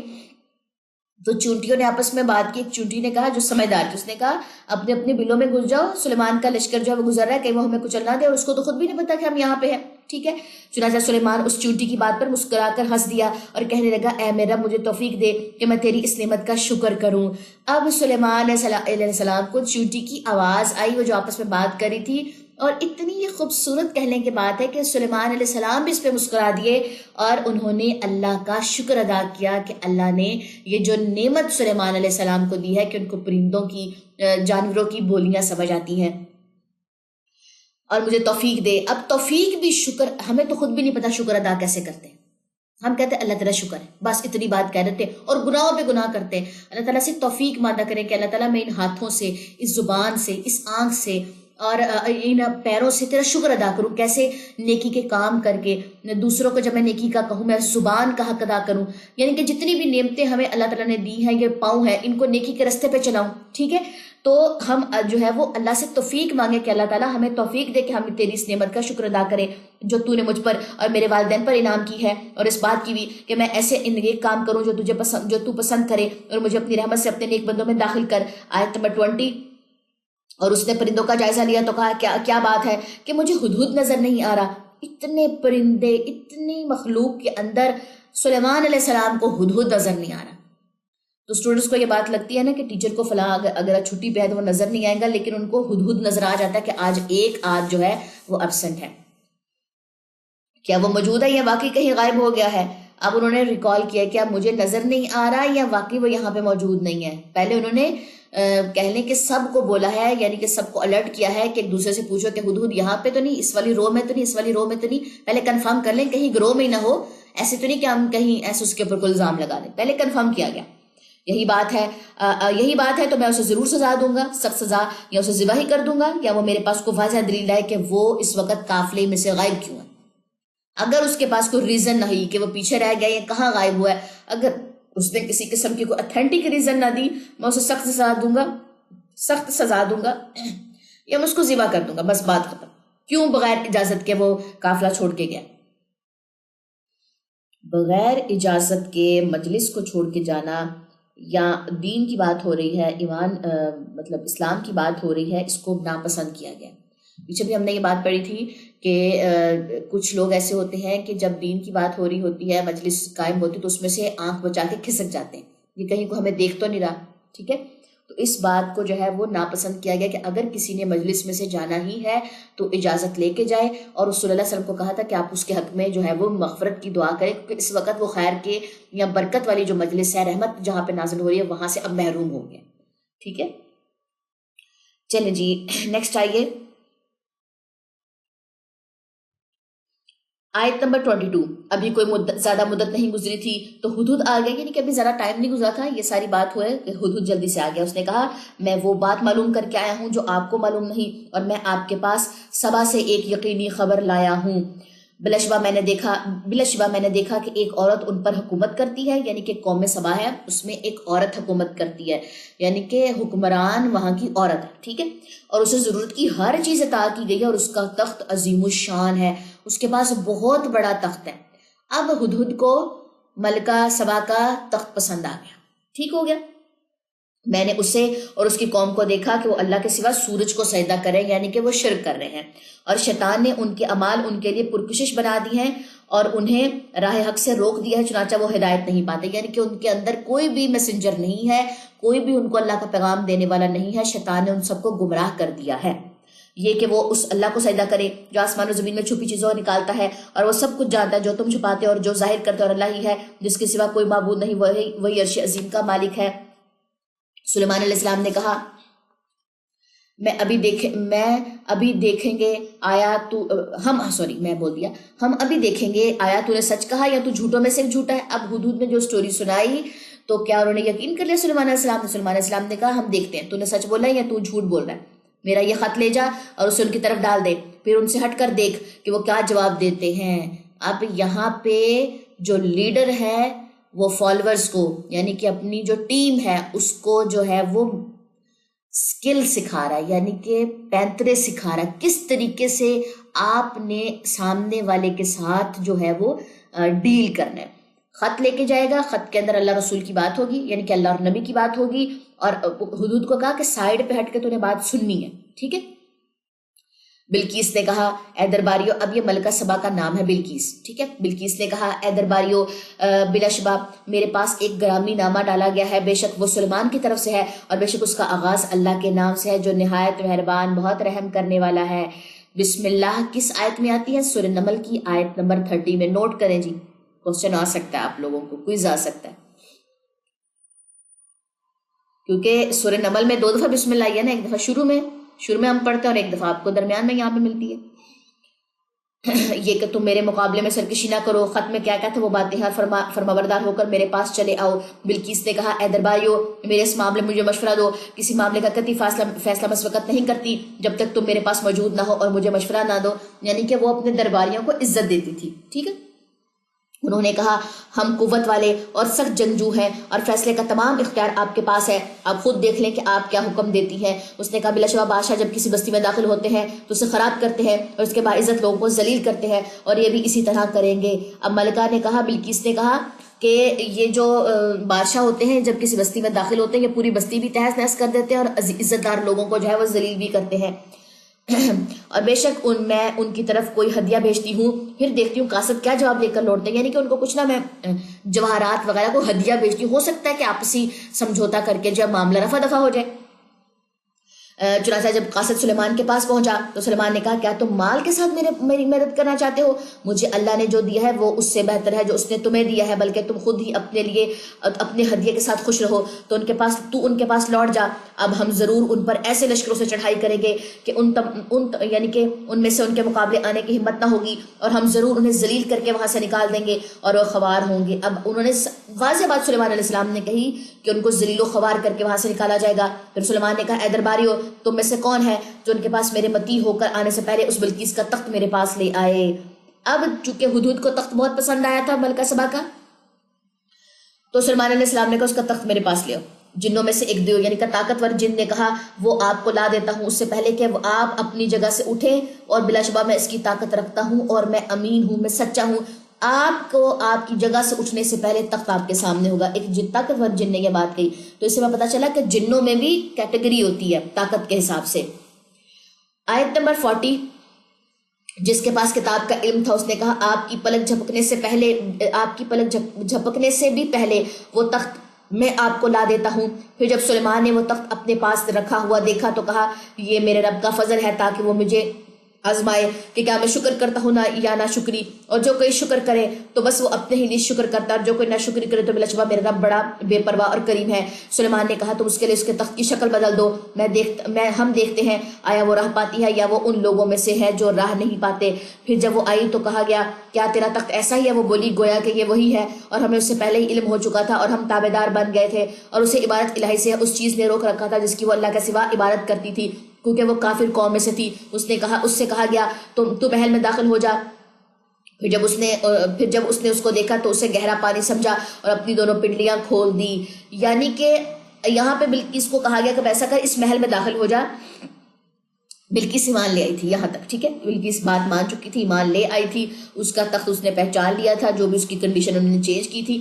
اب اس کو لگا کہ یہ جو فرش ہے نا اس کو لگا یہ پانی ہے, لیکن وہ اتنا شفاف تھا, اتنا ٹرانسپیرنٹ تھا کہ اس کو لگا کہ یہ پانی ہے. تو اس نے جو اپنی پنڈلیاں تھی نا وہ کھول دی. فار ایگزامپل اگر پانی ہو تو ہم اس طرح اپنا ٹراؤزر یا اپنی شلوار اس طرح اوپر کو نہیں کر لیتے تاکہ ہمارے پاؤنچے جو ہیں وہ گیلے نہ ہو جائیں. تو اس نے اپنی دونوں پنڈلیاں کھول دی. سلیمان نے کہا یہ تو شیشوں سے جڑا محل ہے, یعنی کہ وہ محل شیشوں کا تھا, پانی نہیں تھا. اس نے کہا اے میرا بے شک اب تک سورج کی عبادت کر کے میں نے اپنے نفس پر ظلم کیا, اور اب میں سلیمان کے ساتھ اللہ رب العالمین کی فرما بردار ہو گئی ہوں, اور بلا شبہ ہم نے سمود کی. یہاں پر بات ختم ہو گئی, ٹھیک ہے. تو وہ ایمان لے آئی اور محل اس کو ملا شیشوں والا. تخت جو تھا وہ ہدہد کو بڑا پسند آ گیا تھا. چلیں جی نیکسٹ آ جائیے آیت نمبر 45. اور بلا شبہ ہم نے سمود کی طرف ان کے بھائی صالح علیہ السلام کو بھیجا کہ اللہ کی بات کرو. تو اسی وقت وہ لوگ دو فریقین یعنی کہ فریق مومن اور کافر ہو کر جھگڑنے لگے. صالح نے کہا اے میری قوم تم بھلائی یعنی کہ رحمت سے پہلے برائی عذاب کیوں جلدی مانگ رہے ہو؟ تم اللہ سے مغفرت کیوں نہیں طلب کرتے تاکہ تم پر رحم کیا جائے؟ انہوں نے کہا ہم تمہیں اور تمہارے ساتھیوں کو منحوس سمجھتے. صلی اللہ علیہ السلام نے کہا تمہاری نحوست تو اللہ کے پاس ہے, بلکہ تم لوگ تو آزمائے جا رہے ہو. اور اس شہر میں 9 سرغنے تھے, وہ زمین میں فساد پھیلاتے رہے تھے اور اصلاح نہیں کرتے تھے. انہوں نے کہا تم آپس میں اللہ کی قسم کھاؤ کہ ہم ضرور صالح اور اس کے اہل خانے پر شب خون ماریں گے. پھر ہم اس کے وارث سے کہیں گے کہ ہم اس کے گھروں کی ہلاکت کے وقت موجود نہ تھے, بلا شبہ ہم سچے ہیں. اور انہوں نے ایک چال چلی اور ہم نے بھی ایک چال چلی اور انہیں خبر تک نہ ہوئی. پھر آپ دیکھیں کہ ان کی چال کا انجام کیا ہوا. بلا شبہ ہم نے ان کو اور ان کے سب قوم کو تباہ برباد کر دیا. چنانچہ یہ ہے ان کے گھر خالی اجڑے اور ویران پڑے ہوئے اس لیے کہ انہوں نے ظلم کیا. بلا شبہ اس میں نشانی عبرت ہے ان لوگوں کے لیے جو عبرت رکھتے ہیں. اور ہم نے انہیں نجات دی جو ایمان لائے اور وہ اللہ سے ڈرتے تھے. اور یاد کریں لوط کو جب اس نے اپنی قوم سے کہا کیا تم بے حیائی یعنی کہ بدکاری کرتے ہو؟ بلا شبہ تم دیکھتے ہو کہ یہ بے حیائی ہے. کیا تم شہوت رانی کے لیے اپنی عورتوں کو چھوڑ کر مردوں کے پاس آتے ہو؟ بلا شبہ تم لوگ تو جہالت کے کام کرتے ہو. پھر اس کی قوم کا اس کے سوا کوئی جواب نہ تھا. پھر انہوں نے کہا آل لوط کو اپنی بستی سے نکال دو کیونکہ یہ لوگ تو بڑے پاک صاف بنتے ہیں. پھر ہم نے اسے اور اس کے اہل خانہ کو نجات دی سوائے اس کی بیوی کے. ہم نے فیصلہ کر دیا کہ وہ پیچھے رہنے والوں میں سے ہوگی. اور ہم نے ان پر پتھروں کی بارش برسائی تو ڈرائے گئے لوگوں پر پتھروں کی بدترین بارش برسائی گئی تھی. اے نبی کہہ دیجئے تمام حمد اللہ ہی کے لیے ہے اور ان کے اس بندے پر سلام ہے جنہیں اس نے چن لیا. کیا اللہ بہتر ہے یا وہ جنہیں لوگ شریک ٹھہراتے ہیں؟ تو یہاں پہ پھر دو قوموں کا ذکر ہے, قوم لوط کا اور قوم سمود کا. اور یہاں پر بھی اللہ تعالیٰ نے ان کے اوپر جس قسم کا عذاب آیا ہے اس کی بات جو ہے وہ دوبارہ سے کھول کر بیان کر دی ہے. نیکسٹ آ جائیے جی, آیت نمبر ہے ہمارے پاس 60. آیت نمبر 60 ہے جی ہمارے پاس اور پارہ نمبر ہے جی 20. کیا یہ معبودان باطلہ بہتر ہیں یا وہ اللہ جس نے آسمان اور زمین کو پیدا کیا اور تمہارے لیے آسمان سے پانی اتارا, پھر ہم نے اس سے ایسے پر رونق باغ اگائے جن کے درخت اگانے کی تمہیں قدرت نہ تھی. کیا اللہ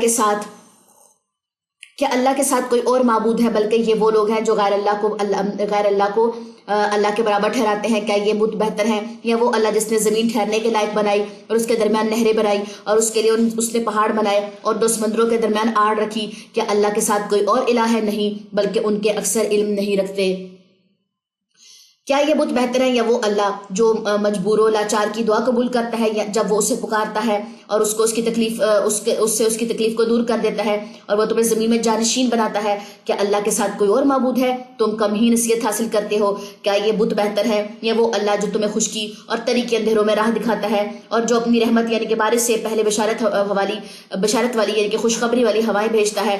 کیا اللہ کے ساتھ کوئی اور معبود ہے؟ اللہ اس سے کہیں اعلیٰ ہے جسے وہ شریک ٹھہراتے ہیں. کیا یہ بت بہتر ہے یا وہ اللہ جو مخلوق کو پہلی بار پیدا کرتا ہے پھر اس کا اعادہ کرتا ہے اور وہ جو تمہیں آسمان و زمین سے رزق دیتا ہے؟ کیا اللہ کے ساتھ کوئی اور الہ ہے؟ کہہ دیجیے اگر تم سچے ہو تو اپنی کوئی دلیل لاؤ. اللہ تعالیٰ نے اتنی بار یہ بات بول دی ہے آیت نمبر 64 تک, میں بہتر ہوں یا وہ معبود, میں یہ کام کرتا ہوں وہ معبود کچھ نہیں کرتے. تو مجھے یہ بات بتاؤ کہ اگر تم نے پھر بھی بت پرستی کرنی ہے, پھر بھی پوجا کرنی ہے, تو پھر کوئی دلیل لے کر آؤ ان معبودوں کے بارے میں کہ وہ معبود کیا کرتے ہیں سوائے ایک جگہ کھڑے رہنے کے یا قبروں میں لیٹے رہنے کے علاوہ کوئی کام نہیں کرتے. ٹھیک ہے, تو اگر تو وہ کسی قسم کی کسی کام کر دے, کوئی کائنات میں ان کی کوئی دلیل ہے, کسی قسم کا ان کے پاس کوئی قرآن ہے, چلو قرآن کیا کوئی ایک سورت لے آؤ, کوئی ایک آیت لے آؤ. اگر تم سچے ہو تو کہہ دیجیے آسمان اور زمین میں اللہ کے سوا کوئی بھی غیب کی بات نہیں جانتا اور وہ خود ساختہ معبود تو یہ بھی نہیں جانتے کہ وہ قبروں سے کب اٹھائے جائیں گے, بلکہ آخرت کے بارے میں ان کا علم ختم ہو چکا ہے.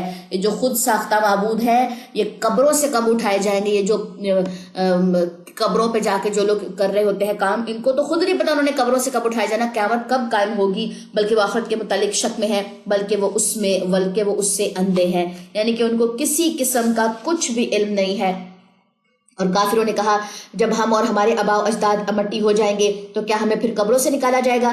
بلا شبہ ہمیں اور ہم سے پہلے ہمارے آباء و اجداد کو بھی یہ وعدے دیے جاتے رہے ہیں, لیکن یہ تو محض پہلے لوگوں کے افسانے ہیں. کہہ دیجیے تم زمین میں سیر و سفر کرو پھر دیکھو مجرموں کا انجام کیسا ہوا. اور اے نبی آپ ان پر غم نہ کریں اور نہ ان کے مکر و فریب پر تنگی محسوس کریں جو مکر وہ کر رہے ہیں, اور وہ کہتے ہیں اگر تم سچے ہو تو یہ عذاب کا وعدہ کب پورا ہوگا؟ آپ کہہ دیجیے جو عذاب تم جلدی طلب کرتے ہو شاید اس میں سے کچھ تمہارے قریب آ لگا ہو, اور بے شک آپ کا رب لوگوں پر بہت فضل فرمانے والا ہے, لیکن ان کے اکثر شکر نہیں کرتے. اور بے شک آپ کا رب وہ باتیں جانتا ہے جو ان کے سینے چھپاتے ہیں اور جو کچھ وہ ظاہر کرتے ہیں. اور آسمان و زمین میں غائب کوئی چیز ایسی نہیں ہے جو کتاب مبین یعنی کہ لوح محفوظ میں لکھی ہوئی نہ ہو.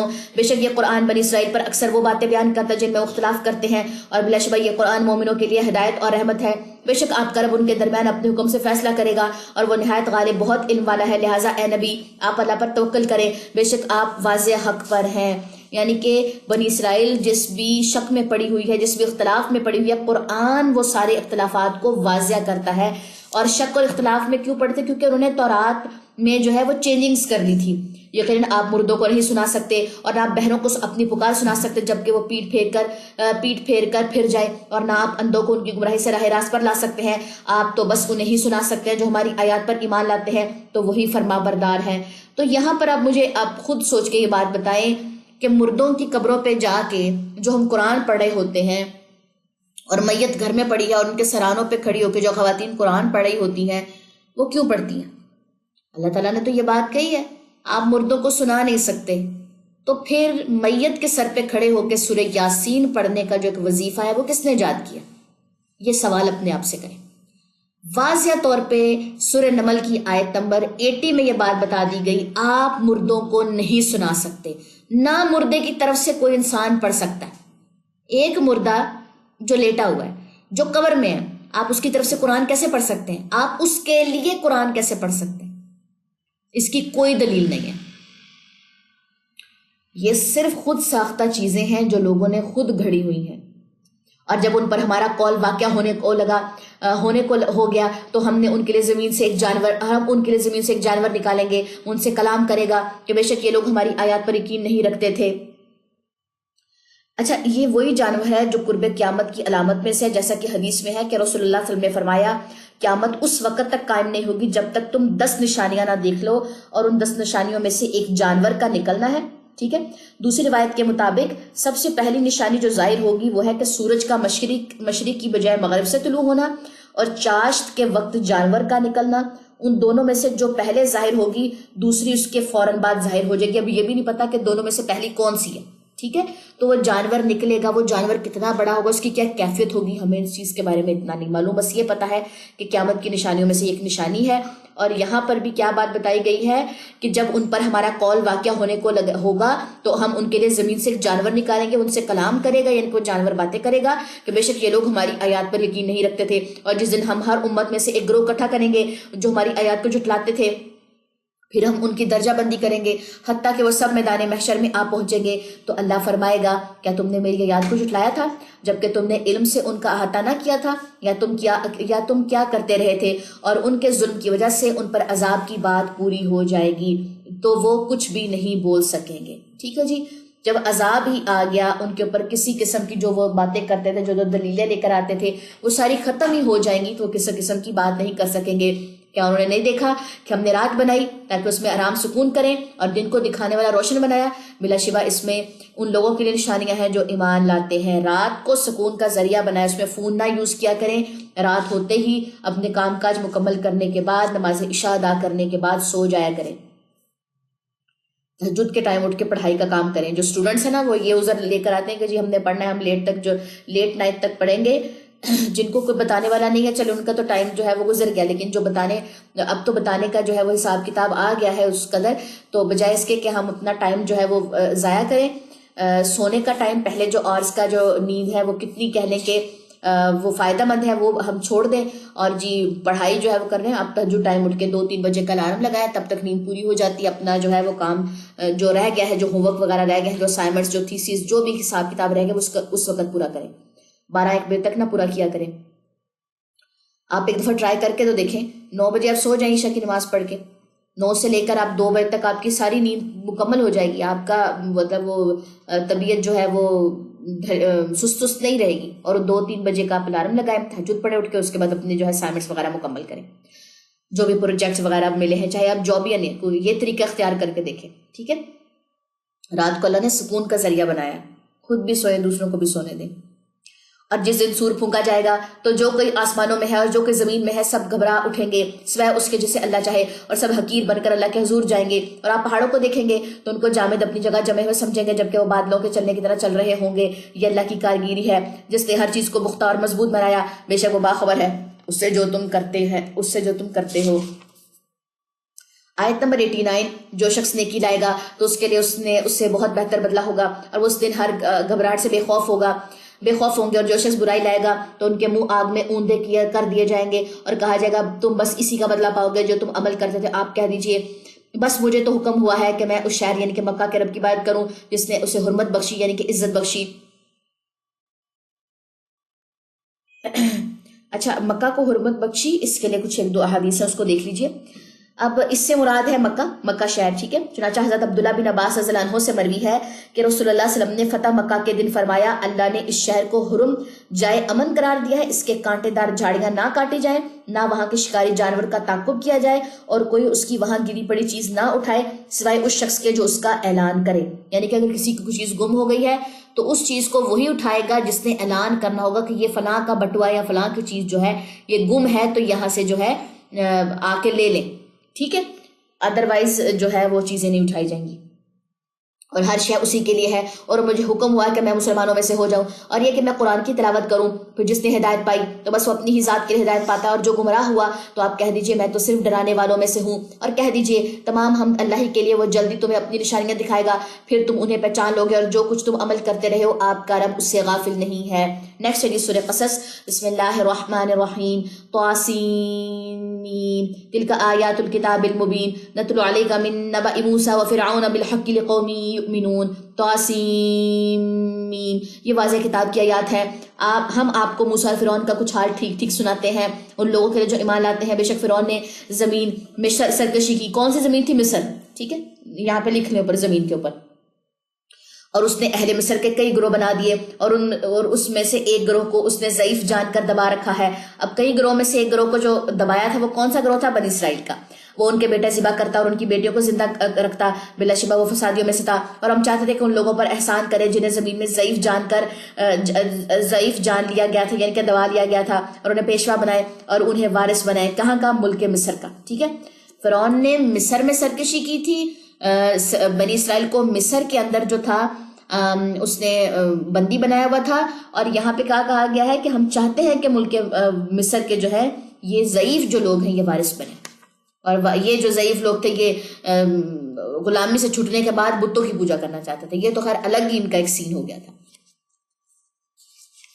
نیکسٹ آ جائیے جی، نیکسٹ آیت نمبر 6، اور یہ کہ ہم انہیں زمین یعنی کہ ارض فلسطین میں اقتدار بخشے، اور ہم فرعون اور حامان اور ان دونوں کے لشکروں کو ان کمزور لوگوں کے ہاتھوں جو چیز دکھائیں جس سے وہ ڈرتے تھے، اور ہم نے موسیٰ کی ماں کو الہام کیا کہ تو اسے دودھ پلا، پھر جب تو اس کے بارے میں ڈرے تو اسے دریا میں ڈال دینا، اور نہ ڈرنا اور نہ غم کھانا۔ اب یہاں پہ سارے بچوں کو جو تھا وہ قتل کر دیا جا رہا تھا، تو موسیٰ علیہ السلام کی ماں کو اللہ تعالیٰ نے الہام کیا کہ جب اس کو پکڑنے کے لیے کوئی آئے تو بس اس کو صندوق میں ڈال کے دریا میں ڈال دینا، تم نے ڈرنا نہیں ہے اور تم نے غم نہیں کھانا، دو کام نہیں کرنے، اللہ ساتھ ہے، ٹھیک ہے۔ بے شک ہم اسے تیری طرف لوٹانے والے ہیں اور اسے رسول بنانے والے ہیں۔ چنانچہ فرعون کے گھر والوں نے اسے دریا سے اٹھا لیا تاکہ وہ ان کے لیے دشمن اور باعث غم بنے، ان کے لیے دشمن اور باعث غم بنے۔ کون؟ موسیٰ علیہ السلام۔ بلا شبہ فرعون اور حامان ان کے لشکروں کے اور ان دونوں کے لشکر خطا کار تھے، اور فرعون کی بیوی نے کہا یہ تو میرے لیے اور تیری آنکھوں کے لیے ٹھنڈک ہے، اسے قتل نہ کر، شاید یہ ہمیں نفع دے یا ہم اسے بیٹا بنا لیں۔ اور وہ انجام سے بے خبر تھے، اور موسیٰ کی ماں کے دل کو قرار جاتا رہا، یعنی کہ وہ بول پڑتی، وہ اٹھ پڑتی کہ تو میرا بیٹا ہے، تم اس کو اپنا بیٹا کیسے بنا سکتی ہو۔ بے شک قریب تھا کہ اسے ظاہر کر دیتی، کیونکہ ماں ہے نا، ماں تو فوراً بول پڑے گی کہ تم میری اولاد کو اپنی اولاد کیسے کہہ سکتی ہو، یہ تو میرا بیٹا ہے۔ تو وہ مطلب قریب تھا کہ وہ یہ بات ظاہر کر دیتی اگر ہم اس کا دل مضبوط نہ کرتے تاکہ وہ ہمارے وعدے پر ایمان والوں میں سے ہو۔ اور موسیٰ کی ماں نے اس کی بہن سے کہا تو اس کے پیچھے پیچھے جا، یعنی کہ اس کے دل کو قرار نہ آیا، چپ تو اللہ نے اس کے دل کو قرار تو دے دیا کچھ وقت کے لیے، لیکن وہ اس نے کہا اپنی بیٹی کو کہ اس کے پیچھے پیچھے جائے، صندوق کے پیچھے پیچھے جا، دیکھ کہاں تک جاتا ہے۔ پھر وہ گئی تو اسے دور سے دیکھتی رہی جبکہ وہ فرعونیوں بے خبر تھے، اور ہم نے موسیٰ پر دائیوں کے دودھ کو پہلے ہی حرام کر دیا تھا، یعنی کہ کسی کا بھی دودھ نہیں پی رہے تھے۔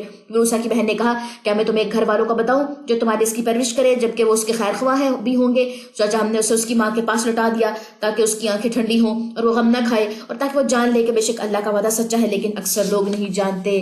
نیکسٹ ہے جی آیت نمبر 14، اور جب وہ موسیٰ اپنی جوانی کو پہنچا اور اپنے شعور کامل ہو گیا تو ہم نے اسے حکم اور علم دیا، اور ہم نیکی کرنے والوں کو اسی طرح جزا دیتے ہیں۔ اور وہ شہر میں ایسے وقت داخل ہوا جب اہل شہر غفلت میں تھے، پھر اس نے شہر میں دو آدمیوں کو باہم لڑتے پایا، یہ ایک تو اس کے اپنے گروہ میں سے تھا اور یہ دوسرا اس کے دشمنوں میں سے تھا۔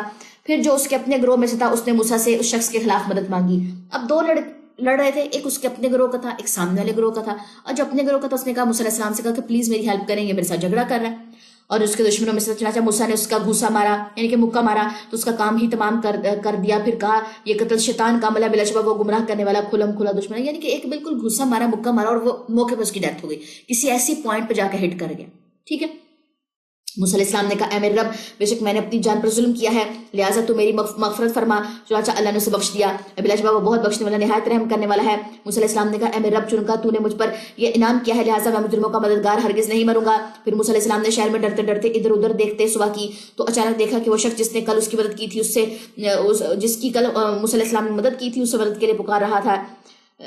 پکارا موسیٰ علیہ السلام نے اس سے کہا بلا شبہ تو صاف گمراہ شخص ہے۔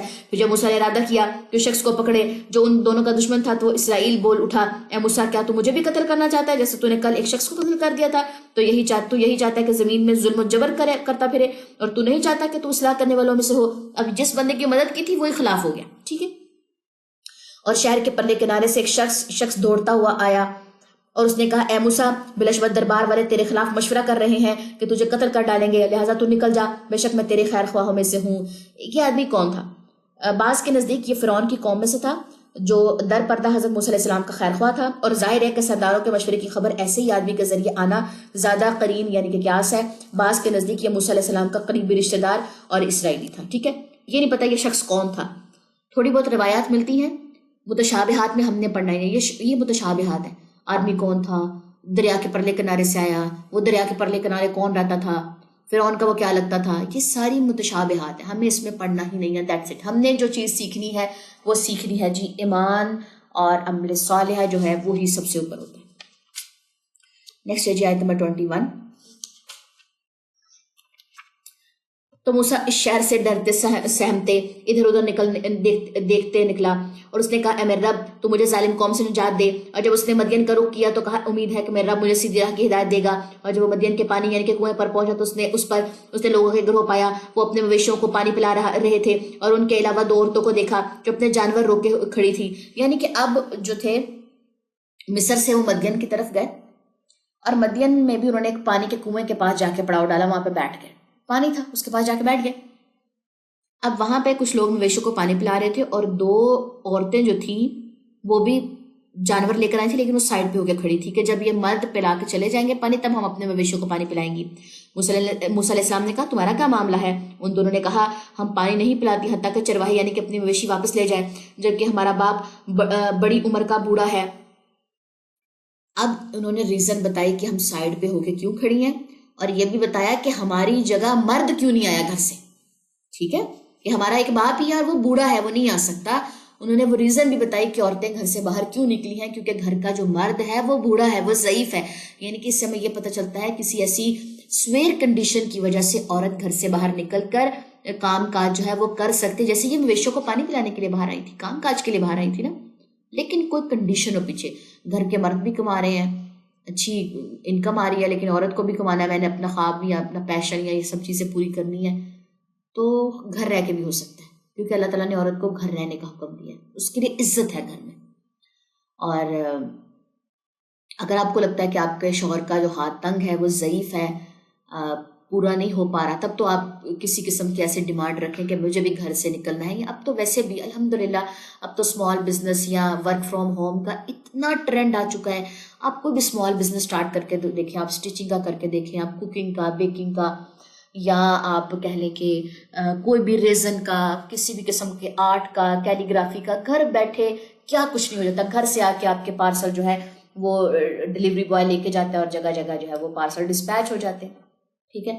اب تو کہہ لیں کہ آن لائن آرڈر کا اتنا ٹرینڈ ہو چکا ہے کہ جتنا بھی اسٹاک ہے، جو بھی آپ نے کہیں سے اسٹاک منگوانا ہے، کوئی اتھینٹک اسٹاک ہے، وہ گھر بیٹھے آپ کو جو ہے مل جاتا ہے۔ اور ڈفرینٹ کہہ لیں آئی ڈیز ایسی ہیں، ڈفرینٹ چینلز ایسے ہیں جو آپ کو یہ بات بتاتے ہیں کہ آپ کو جو ہے وہ پیکنگ اسٹاک جو ہے وہ کہاں سے اتھینٹک ملے گا، ٹھیک ہے۔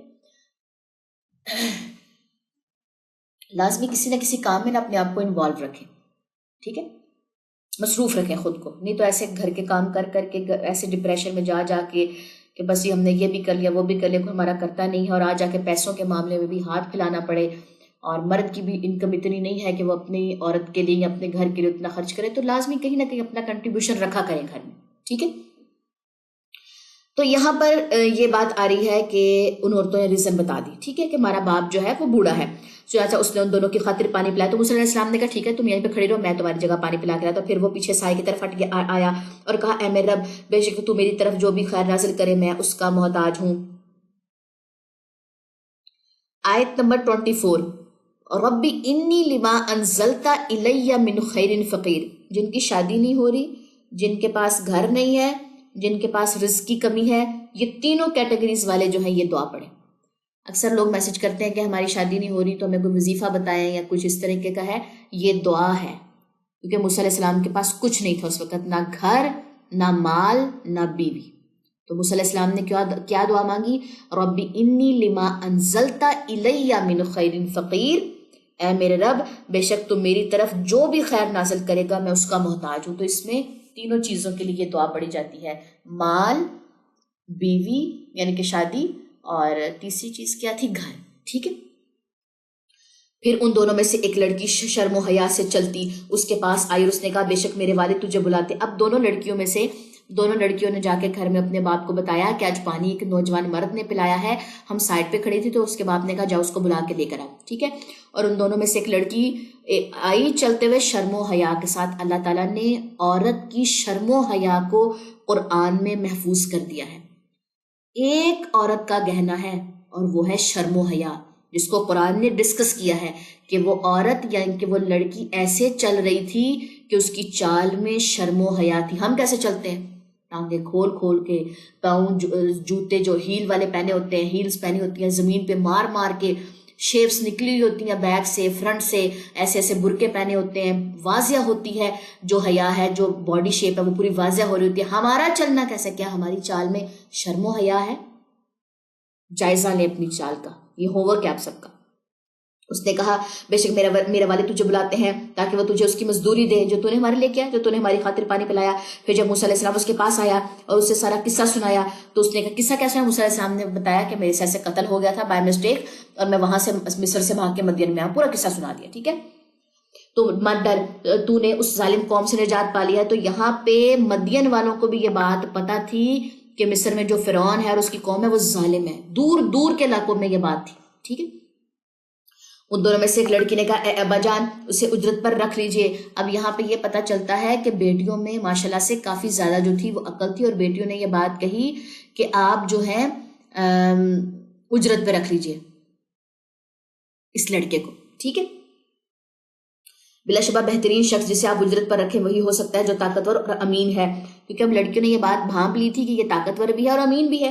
اس نے موسیٰ سے کہا میں چاہتا ہوں کہ اپنی ان دونوں بیٹیوں میں سے ایک کا نکاح تجھے اس شرط پر دے دوں کہ تو 8 سال میری نوکری کرے، پھر اگر تو 10 سال پورے کرے تو تیری مہربانی ہوگی، اور میں تجھ پر سختی نہیں کرنا چاہتا، انشاءاللہ یقیناً تو مجھے نیک لوگوں میں سے پائے گا۔ اب موسیٰ علیہ السلام کو ویسے بھی نوکری پر رکھ سکتے تھے، لیکن چونکہ 2 جوان بیٹیاں تھیں تو انہوں نے کہا نکاح کرو گے تو گھر میں رہنے کی اجازت ہے۔ تو نکاح کیا موسیٰ علیہ السلام نے ایک کے ساتھ، 2 بہنیں ایک کے نکاح میں نہیں جا سکتی، ٹھیک ہے، اور ایک کے ساتھ نکاح کیا، نکاح کر کے وہاں پہ آفر کی کہ 8 سال، شرط یہ ہے کہ 8 سال تم یہاں پہ رہو گے۔ اللہ تعالیٰ نے گھر بھی دے دیا، اللہ نے مال بھی دے دیا، اللہ نے بیوی بھی دے دی، ٹھیک ہے۔ ہاں اگر تم 10 سال پورے کرو تو یہ تیری مہربانی ہوگی۔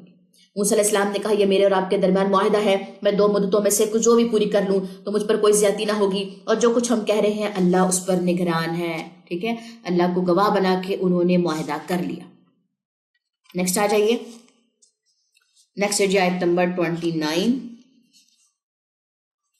پھر جب موسیٰ علیہ السلام نے وہ مدت پوری کر لی تو اپنی اہلیہ کو لے کر چلا، تو اس نے کوہ طور کی ایک جانب سے آگ دیکھی، اس نے اپنی اہلیہ سے کہا تم یہی ٹھہرو۔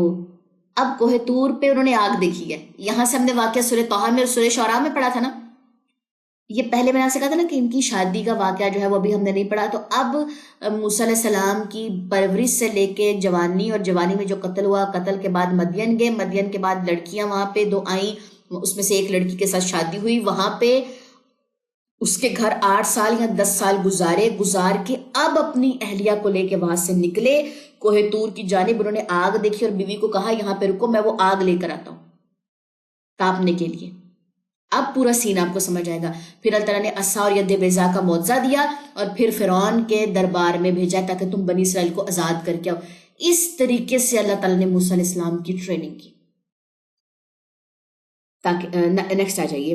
اس نے اپنی اہلیہ سے کہا تم یہیں ٹھہرو، بے شک میں نے آگ دیکھی ہے، شاید میں وہاں سے تمہارے پاس کوئی خبر یا آگ کا انگارہ لے آؤں تاکہ تم تاپ سکو، یعنی کہ سیک سکو. پھر جب وہ اس کے پاس پہنچا اسے وادی کے دائیں کنارے ایک مبارک جگہ میں سے ایک درخت سے آواز دی گئی، اے موسیٰ یقین میں اللہ ہی ہوں سب جہانوں کا رب. اور یہ بھی کہا گیا کہ تو اپنا عصا ڈال دے. پھر جب موسیٰ علیہ السلام نے عصا کو دیکھا کہ وہ سانپ کی طرح حرکت کر رہا ہے تو وہ پیٹ پھیر کر پیچھے ہٹا، تو اس نے پیچھے مڑ کر بھی نہ دیکھا. اللہ نے فرمایا موسیٰ تو آگے اور مت ڈر، بلاشبہ تو عمل والوں میں سے ہے، اپنا ہاتھ اپنے گریبان میں ڈال، پھر وہ سفید چمکتا ہوا بے عیب نکلے گا، اور خوف سے اپنا بازو اپنی طرف ملا لے. چنانچہ تیرے رب کی طرف سے یہ دونوں معجزے فرعون اور اس کے درباریوں کی طرف بھیجنے کے لیے ہیں، بلا شبہ وہ نافرمان لوگ ہیں. موسیٰ علیہ السلام نے کہا اے میرے رب، بے شک میں نے ان میں سے ایک شخص کو قتل کر دیا تھا، لہٰذا میں ڈرتا ہوں کہ مجھے قتل کر دیں گے، اور میرا بھائی ہارون زبان کے لحاظ سے مجھ سے زیادہ فصیح ہے، لہٰذا تو اسے میرے ساتھ مددگار بنا کر بھیج دے کہ وہ میری تصدیق کرے، بلا شبہ میں ڈرتا ہوں کہ مجھے جھٹلائیں گے. اللہ نے فرمایا ہم تیرے بھائی کے ذریعے سے تیرا بازو مضبوط کر دیں گے اور تم دونوں کو غلبہ عطا کریں گے، پھر وہ تم تک نہیں پہنچ سکیں گے، ہماری نشانیوں کے ساتھ جاؤ، تم دونوں اور جنہوں نے تمہاری پیروی کی غالب رہیں گے. پھر جب موسیٰ علیہ السلام اب ہماری کھلی نشانیوں کے ساتھ ان کے پاس پہنچا تو وہ بولے یہ تو بس گڑا ہوا جادو ہے، اور ہم نے اپنے پہلے آباء و اجداد میں سے تو یہ باتیں کبھی نہیں سنی. اور موسیٰ نے کہا میرے رب اسے خوب جانتا ہے جو اس کی طرف سے ہدایت لے کر آیا اور جس کا آخر کا انجام بہتر ہوگا، بے شک ظالم فلاح نہیں پاتے. اور فرعون نے کہا اے درباریو، میں تو اپنے سوا تمہارا کوئی معبود نہیں جانتا، لہٰذا اے حامان تو میرے لیے گارے کی اینٹوں کو آگ دے، پھر میرے لیے ایک محل بنا تاکہ میں اس پر چڑھ کر موسیٰ کے معبود کی طرف جھانکوں. اب یہاں پہ فرعون نے موسیٰ علیہ السلام اور ہارون علیہ السلام کی بات کا مذاق اڑایا اور کہا کہ ایک محل بناؤ تاکہ میں اس محل پہ چڑھنے کے بعد موسیٰ کا معبود دیکھوں، اور بلا شبہ میں اسے جھوٹا سمجھتا ہوں.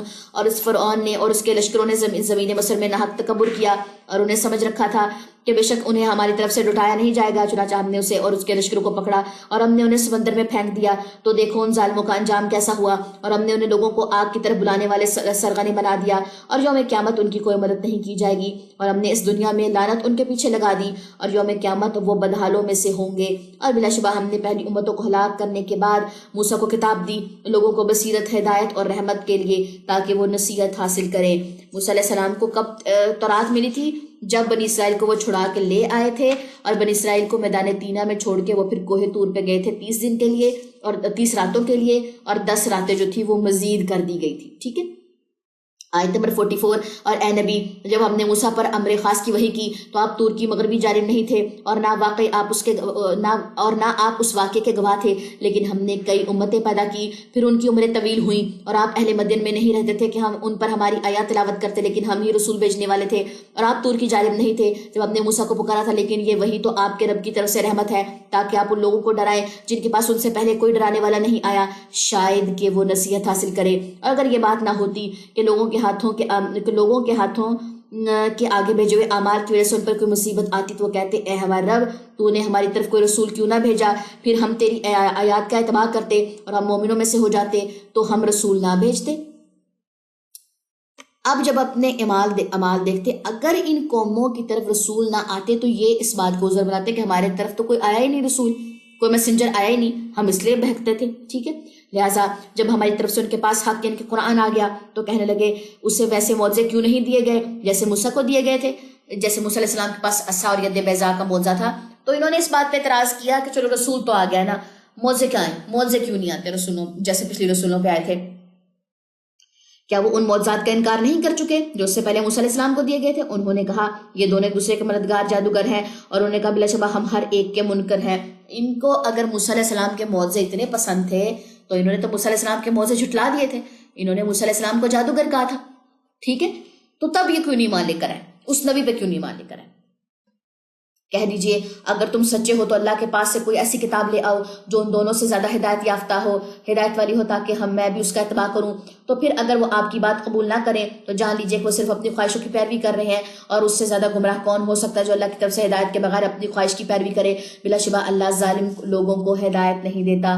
اور بلا شبہ ہم انہیں لگاتار اپنی ہدایت و نصیحت کی باتیں پہنچاتے رہے تاکہ وہ نصیحت حاصل کریں. وہ لوگ جنہیں ہم نے اس قرآن سے پہلے کتاب دی تھی وہی اس پر ایمان لاتے ہیں، اور جب ان پر قرآن کی تلاوت کی جاتی ہے تو وہ کہتے ہیں ہم اس پر ایمان لائے، بے شک یہ ہمارے رب کی طرف سے حق ہے، بلا شبہ ہم تو اس سے پہلے ہی مسلمان تھے۔ ان لوگوں کو ان کا دوبارہ اجر ان لوگوں کو ان کا دو بار اجر دیا جائے گا، کیونکہ انہوں نے صبر کیا اور وہ بھلائی کے ساتھ برائی کو دور کرتے ہیں، اور جو ہم نے انہیں رزق دیا ہے اس میں سے وہ خرچ کرتے ہیں، اور جب وہ لغو بات سنتے ہیں تو اس سے منہ موڑ لیتے ہیں اور کہتے ہیں ہمارے لیے ہمارے اعمال ہیں اور تمہارے لیے تمہارے اعمال ہیں، تمہیں سلام ہو، ہم جاہلوں کو نہیں چاہتے۔ اے نبی، بے شک جسے آپ چاہیں ہدایت نہیں دے سکتے، بلکہ اللہ ہی جسے چاہے ہدایت دیتا ہے، اور وہ ہدایت پانے والوں کو خوب جانتا ہے۔ مشرکین مکہ کہتے ہیں اگر ہم نے تیرے ساتھ ہدایت کی پیروی کی تو ہمیں ہماری زمین سے اچک لیا جائے گا، کیا ہم نے انہیں پرامن حرم میں جگہ نہیں دی جس کی طرف ہر قسم کے پھل ہماری طرف سے بطور رزق لائے جاتے ہیں، لیکن ان کے اکثر نہیں جانتے۔ اور ہم نے کتنی ہی بستیاں ہلاک کر دی جو اپنی معیشت پر اتراتی تھی، چنانچہ ان کے یہ جو گھر ہیں اجڑے پڑے ہیں، ان کے بعد بہت ہی تھوڑے ہی آباد ہوئے، اور ہم ہی وارث ہیں ان سب کے، جو بھی وہ گھر ان کے تباہ برباد ہو گئے یا وہاں پہ کوئی بستہ ہی نہیں ہے، ہر چیز کا وارث اللہ ہے، اور آپ کا بستیوں کو ہلاک کرنے والا نہیں، حتیٰ کہ وہ اس کی کسی بڑی بستی میں جو رسول بھیجتا ہے وہ ان پر اپنی ہماری آیات تلاوت کرتا ہے، اور ہم بستیوں کو ہلاک کرنے والے نہیں مگر اسی وقت جب ان کے باشندے ظالم ہوں۔ نیکسٹ آ جائیے جی آیت نمبر 60۔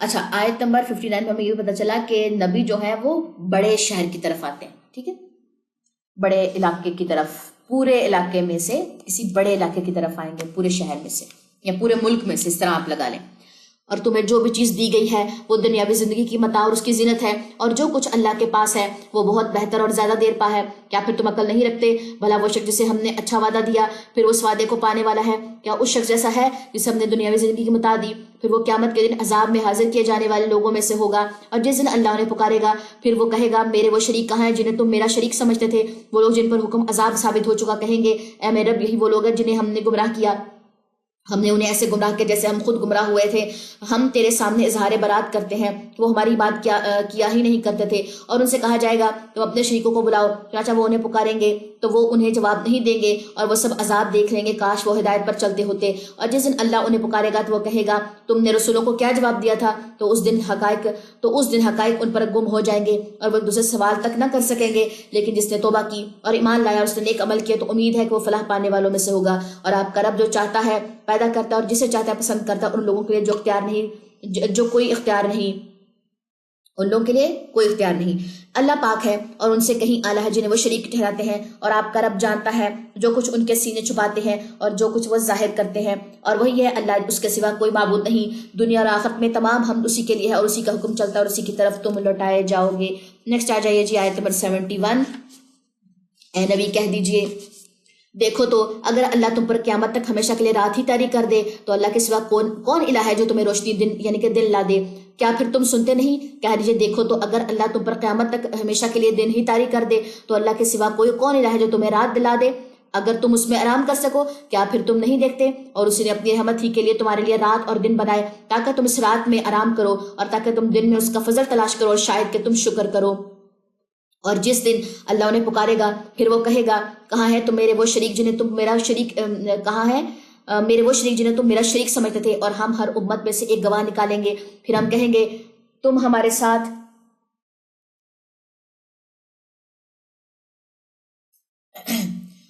پھر ہم کہیں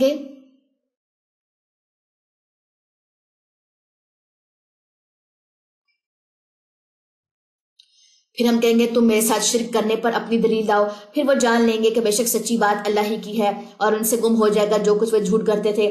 بے شک قارون موسیٰ کی قوم میں سے تھا، پھر اس نے ان پر ظلم کیا اور ہم نے اسے قدر خزانے دیے تھے۔ اب قارون کا واقعہ، اس کے پاس اتنا خزانہ تھا کہ اس کی چابیاں جو تھی نا، وہ اتنی بڑی جماعت جو تھی وہ سنبھال تھی، اس کی چابیاں بھی اتنی ہیوی تھی، ٹھیک ہے۔ تو یہاں پہ قارون بھی موسیٰ علیہ السلام کی قوم میں سے تھا اور فرعون بھی موسیٰ علیہ السلام کی قوم میں سے تھا، ٹھیک ہے، یہ یاد رکھیں۔ بلا شبہ اس کی چابیاں طاقتور مردوں کی ایک جماعت کو تھکا دیتی تھی۔ یاد کرو جب اس کی قوم نے اسے کہا تو اترا مت، بے شک اللہ اترانے والوں کو پسند نہیں کرتا، یعنی کہ جس کے پاس پیسہ آ جائے، مال و دولت آ جائے، اس کے اندر غرور یا تکبر وہ سب چیزیں آ جاتی ہیں، اور باقی لوگ اس کو کہہ رہے ہوتے ہیں کہ مت اتراؤ، مت غرور اور تکبر کرو، ٹھیک ہے۔ اور جو کچھ اللہ نے تجھے دیا ہے تو اس سے آخرت کا گھر تلاش کر، یعنی کہ اس کے ذریعے سے تو آخرت کو بنا، اپنی آخرت کو سنوار، دنیا کے پیچھے مت کر، تکبر مت کر، ٹھیک ہے۔ اب لوگ اس کو سمجھا رہے تھے اور تو دنیا میں بھی اپنا حصہ مت بھول، اور تو لوگوں سے ایسے احسان کر جیسے اللہ نے تجھ پر احسان کیا، یعنی کہ تو لوگوں کے ساتھ نرمی کا معاملہ کر جیسے اللہ نے تیرے ساتھ نرمی کا معاملہ کر تجھ پر احسان کیا، اور تو زمین میں فساد نہ کر، بے شک اللہ فسادیوں کو پسند نہیں کرتا۔ آیت نمبر 78۔ قارون نے کہا مجھے تو یہ مال محض اس علم کی بنا پر دیا گیا ہے جو میرے پاس ہے۔ اب تکبر کا آپ دیکھیں لیول دیکھیں، اس نے کہا مجھے یہ سب کچھ اس لیے ملا کیونکہ میرے پاس ڈگری تھی، میرے پاس علم تھا، میرے پاس اسکل تھے، ٹھیک ہے، جیسے آج کے لوگ بات کرتے نا، ہمیں یہ اس لیے ملا کیونکہ ہمارے پاس اسکل تھے، ہم نے یہ علم آگے دینا ہی نہیں ہے۔ کیا وہ نہیں جانتا تھا کہ بے شک اللہ نے اس سے پہلے ایسے بہت سے لوگ ہلاک کر دیے تھے جو قوت میں سے زیادہ تھے اور مال یا جماعت میں زیادہ تھے، اور مجرموں سے ان کے گناہوں کے بارے میں نہیں پوچھا جاتا تھا۔ پھر وہ اپنے پورے کرو فر کے ساتھ اپنی قوم کے سامنے نکلا تو لوگ دنیا کی زندگی جو لوگ دنیا کی زندگی چاہتے تھے کہنے لگے کاش ہمارے لیے بھی وہ سب کچھ ہوتا جو قارون کو دیا گیا ہے، بلا شبہ وہ بڑے نصیب والا ہے۔ اب جو لوگ دنیا کی زندگی چاہتے تھے وہ قارون کے خزانے سے اٹریکٹ ہوئے اور انہیں کہا اللہ تعالیٰ ہمیں بھی ایسا خزانہ دے دے، اور جن لوگوں کو علم دیا گیا تھا یعنی کہ جو ایمان والے تھے انہوں نے کہا افسوس تم پر، اس شخص کے لیے اللہ کا ثواب بہتر ہے جو ایمان لایا اور اس نے نیک عمل کیے، اور یہ بات صبر کرنے والوں ہی کو سکھائی جاتی ہے۔ یعنی کہ جو نیک لوگ تھے، جو علم والے تھے، وہ اس کے اترانے یا اس کے مال و دولت سے مرغوب ہی نہیں ہوئے، چاچا ہم نے اسے اور اس کے گھر کو زمین میں دھسا دیا۔ اب قارون کا انجام کیا ہوا؟ اس کا اور اس کا جو محل تھا اللہ تعالیٰ نے زمین کھولی اور زمین کے اندر وہ سب کے سب دھس گئے۔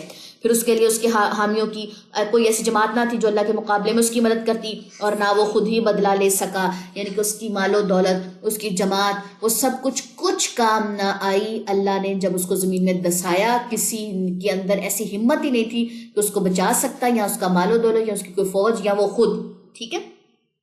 اور جنہوں نے کل اس کے مرتبے کی تمنا کی تھی وہ صبح اٹھ کر کہنے لگے ہائے شامت، اللہ اپنے بندوں میں سے جس کے لیے چاہے رزق کشادہ کرتا ہے اور جس کے لیے چاہے تنگ کرتا ہے، اگر اللہ نے ہم پر احسان نہ کیا ہوتا تو یقیناً وہ ہمیں بھی دھسا دیتا، ہائے شامت کافر فلاح نہیں پاتے۔ تو جو لوگ کافر ہیں، کفر کرتے ہیں، ان کے پاس جتنی مال و دولت ہو وہ آپ کو اٹریکٹ نہ کرے، کیونکہ یہاں پر بھی انہوں نے یہ بات کی کہ اگر اللہ ہمیں چاہتا تو ہمیں بھی دسا دیتا، کیونکہ ہم تو اس کی شان و شوکت سے مرغوب تھے اور اندر سے تو وہ کافر تھا، اللہ کا انکار کرتا تھا، لیکن اللہ تعالیٰ نے ہمیں بچا لیا۔ وہ آخرت کا گھر ہم ان لوگوں کو دیں گے جو زمین میں نہ بڑائی چاہتے ہیں اور نہ فساد، اور اچھی عاقبت تو متقین ہی کی ہے۔ جو کوئی نیکی لائے گا تو اس کے لیے اس سے بہتر بدلہ ہوگا، اور جو کوئی برائی لائے گا تو برے عمل کرنے والوں کو وہی بدلہ دیا جائے گا جو وہ عمل کرتے تھے۔ بلا شبہ وہ اللہ جس نے آپ پر قرآن نازل کیا، یقیناً وہ آپ کو اچھے انجام تک پہنچانے والا۔ کہہ دیجئے میرا رب خوب جانتا ہے کہ کون ہدایت کے ساتھ ہے آیا اور کون کھلی گمراہی میں ہے، اور آپ امید نہیں رکھتے تھے کہ آپ کی طرف یہ کتاب القا کی جائے، مگر یہ آپ کے رب کی رحمت ہی سے القا ہوتی ہے، لہٰذا آپ کافروں کے مددگار ہرگز نہ ہوں، اور وہ کافر آپ کو اللہ کی آیات کی تبلیغ سے نہ روک دیں اس کے بعد کہ وہ آپ کی طرف اتاری گئی، اور آپ انہیں اپنے رب کی طرف بلائیں، اور مشرکوں میں سے ہرگز نہ ہوں، اور آپ اللہ کے ساتھ کسی اور الہ کو مت پکاریں، اللہ کے سوا کوئی الہ نہیں، ہر چیز ہلاک ہونے والی ہے سوائے اس کے چہرے کے، اسی کا حکم چلتا ہے اور تم سب اسی کی طرف لوٹائے جاؤ گے۔ نیکسٹ ہے جی سورہ عنکبوت، بسم اللہ الرحمن الرحیم، الف لام میم، احسب الناس ان یترکوا ان یقولوا آمنا وهم لا یفتنون، الف لام میم۔ کیا لوگوں نے یہ سمجھ رکھا ہے کہ وہ صرف یہ کہنے پر چھوڑ دیے جائیں گے کہ ہم ایمان لائیں اور انہیں آزمایا نہیں جائے گا؟ یعنی کہ آپ اور میں اگر یہ بات کہتے ہیں کہ ہم ایمان لائیں، ٹھیک ہے، تو اللہ تعالیٰ کہتے ہیں ایمان لانا کافی نہیں، عمل صالحہ کرنا پڑے گا، اور جب عمل صالحہ کرو گے اس میں مشکلیں آئیں گی، تمہاری آزمائش آئے گی، تاکہ دیکھا جائے کہ تم واپس پلٹ جاتے ہو یا ایمان پر قائم رہتے ہو، ٹھیک ہے۔ اور ہم نے ان لوگوں کو آزمایا جو ان سے پہلے تھے، چنانچہ اللہ ان لوگوں کو ضرور ظاہر کرے گا جنہیں نے سچ بولا، اور وہ ضرور ظاہر کرے گا ان کو جو جھوٹے ہیں۔ کیا جو لوگ برے عمل کرتے ہیں انہوں نے یہ سمجھ رکھا ہے کہ وہ ہم سے بچ کر نکل جائیں گے؟ بہت برا ہے جو وہ فیصلہ کرتے ہیں۔ جو شخص اللہ سے ملاقات کی امید رکھتا ہے وہ جان لے کہ بلا شبہ اللہ کا وعدہ ضرور آنے والا ہے، اور وہ خوب سننے والا خوب جاننے والا ہے۔ آیت نمبر 6، اور جو شخص جہاد کرے تو بس وہ اپنے ہی فائدے کے لیے جہاد کرتا، بے شک اللہ تمام جہان والوں سے بے نیاز ہے۔ اور جو لوگ ایمان لائے اور انہوں نے نیک عمل کیے ہم ان سے ان کی برائیاں ضرور مٹا دیں گے، اور جو عمل وہ کرتے رہے ہم انہیں ضرور ان کی بہترین جزا دیں گے۔ اور ہم نے انسان کو اپنے والدین سے نیک سلوک کرنے کی وصیت کی، اور اگر وہ دونوں تجھ پر زور ڈالیں تو کہ تو ہمارے ساتھ اس چیز کو شریک ٹھہرا جس کا تجھے علم نہیں، تو ان دونوں کی اطاعت نہ کرنا۔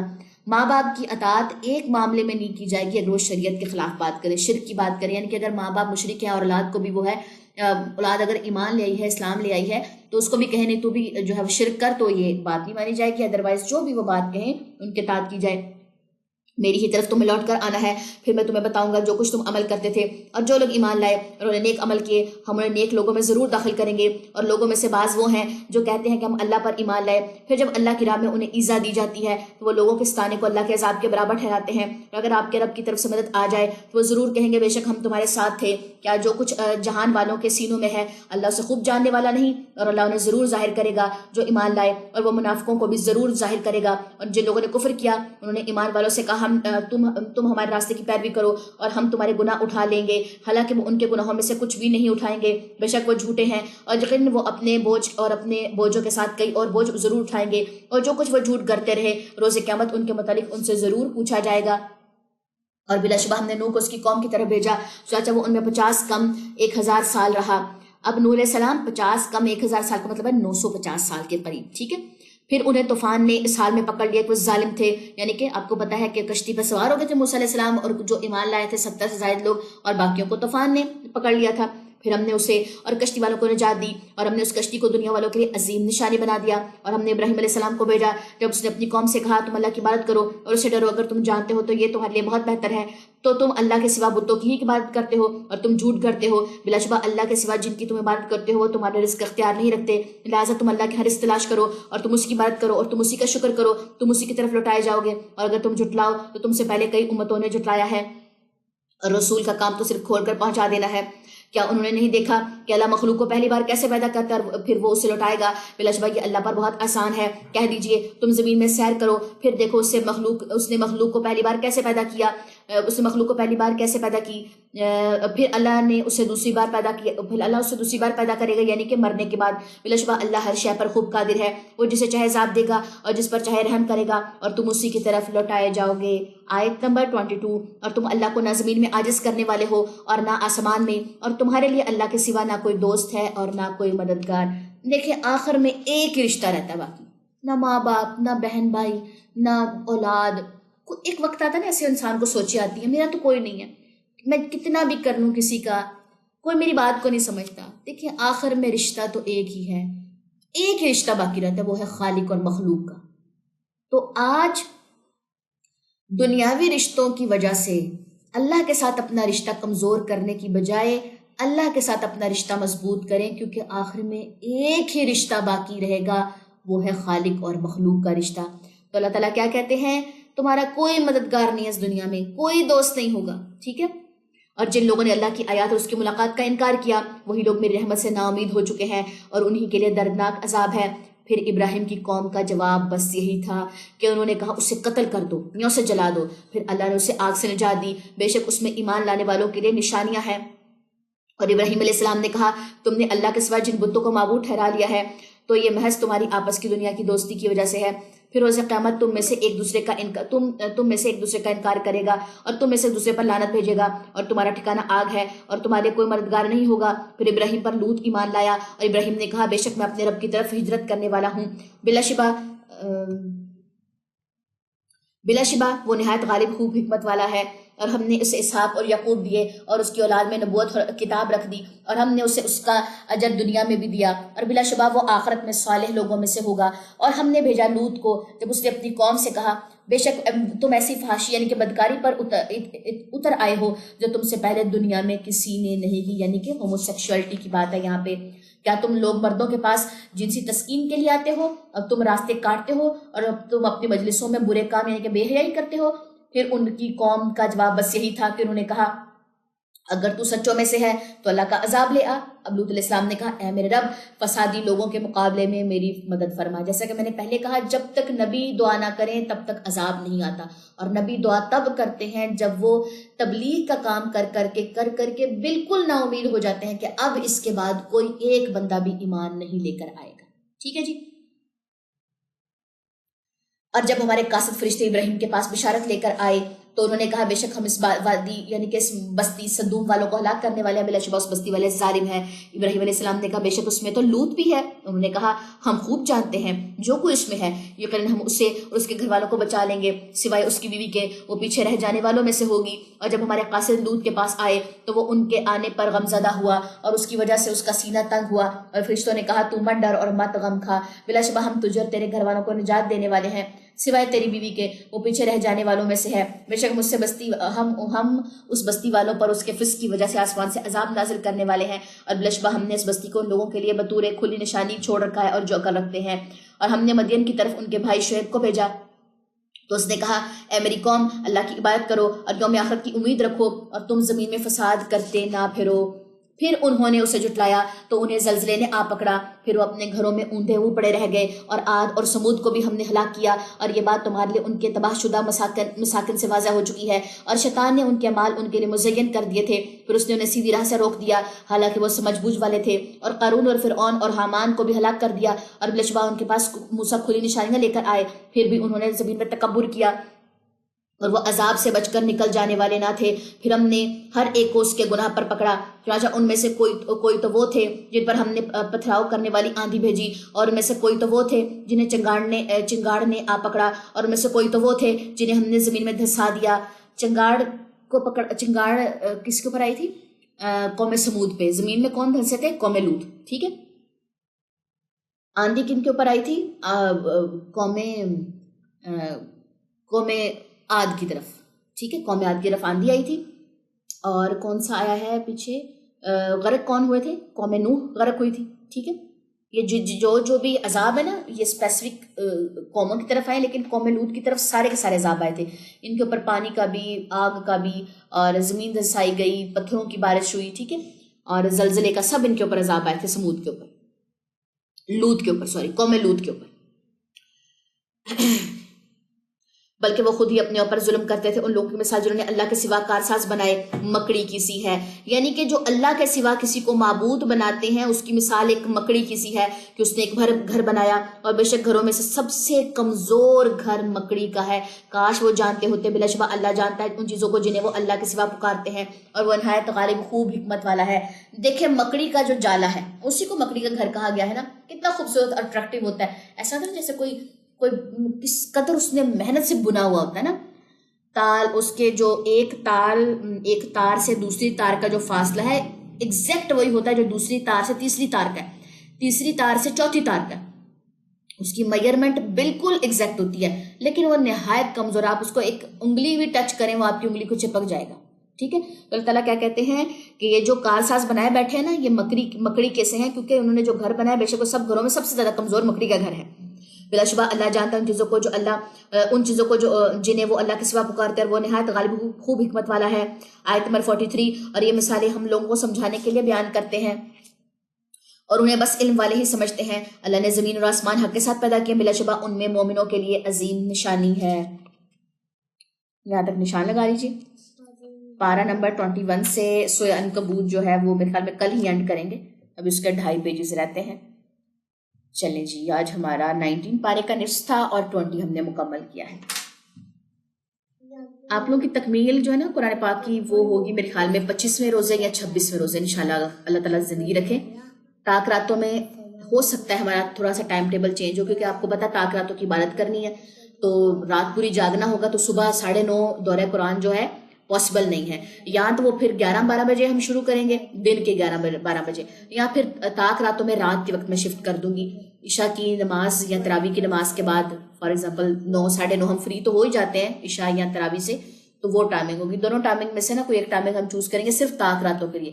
جو ہمارے پاس جفت راتیں ہیں اس میں تو دن کے ٹائمنگ ہوا کرے گا، میرے خیال میں 2 تاک راتیں ہمیں ملیں گی، ٹھیک ہے جی۔ ٹائمنگ میں نے آپ لوگ کو پہلے بتا دیا کہ اس کی ٹائمنگ ذرا مختلف ہوگی۔ چلیں جی، آپ میں سے کسی نے بھی کوئی کوشچن کرنا ہے، 5 منٹ ہے، کوشچن کیجیے۔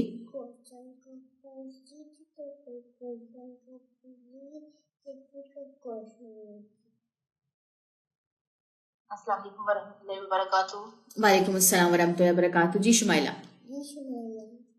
باجی یہ کوشچن تھا کہ یہ شیطان کتنے ہیں؟ رات کو میرے بیٹے نے نا میرے سے کوشچن کیا کہ ماما شیطان جیسے اللہ تعالیٰ ایک ہے تو شیطان کتنے ہیں، مطلب شیطان دیکھیں اللہ جیسے اللہ ایک ہے اور ہم اللہ کی مخلوق ہیں، اسی طرح شیطان جو ہے وہ ایک ہے، باقی سب اس کے چیلے ہیں، یعنی کہ اس نے جنوں میں سے بھی گمراہ کیے ہوئے نا، جو جن ہیں انہی کو اس نے اپنے چیلے بنایا ہوا ہے، انہی کو اپنا گروہ بنایا ہوا ہے، اور اس نے انسانوں کو بھی تو گمراہ کیا ہوا ہے نا، جو یہ چلے کاٹتے ہیں اور نعوذ باللہ بت پرستی میں پڑے ہوئے ہیں، بتوں کو پوجتے ہیں، تو یہ بھی شیطان کی ٹیم ہے۔ تو شیطان پھر انسانوں اور جنوں میں سے اپنا حصہ بناتا ہے، جن کو اپنے ساتھ لے کے جہنم میں جائے گا۔ ٹوٹل کوانٹٹی نہیں پتا، جن کو گمراہ کرتا جائے وہ شیطان کا حصہ بنتے جائیں گے، اور جو ہدایت کے راستے پہ چلتے ہیں وہ پھر اللہ کی مخلوق یا اللہ پر ایمان لانے والے ہو جائیں گے۔ ٹھیک ہے، صحیح صحیح، جزاک اللہ خیر۔ وہی ہے کہ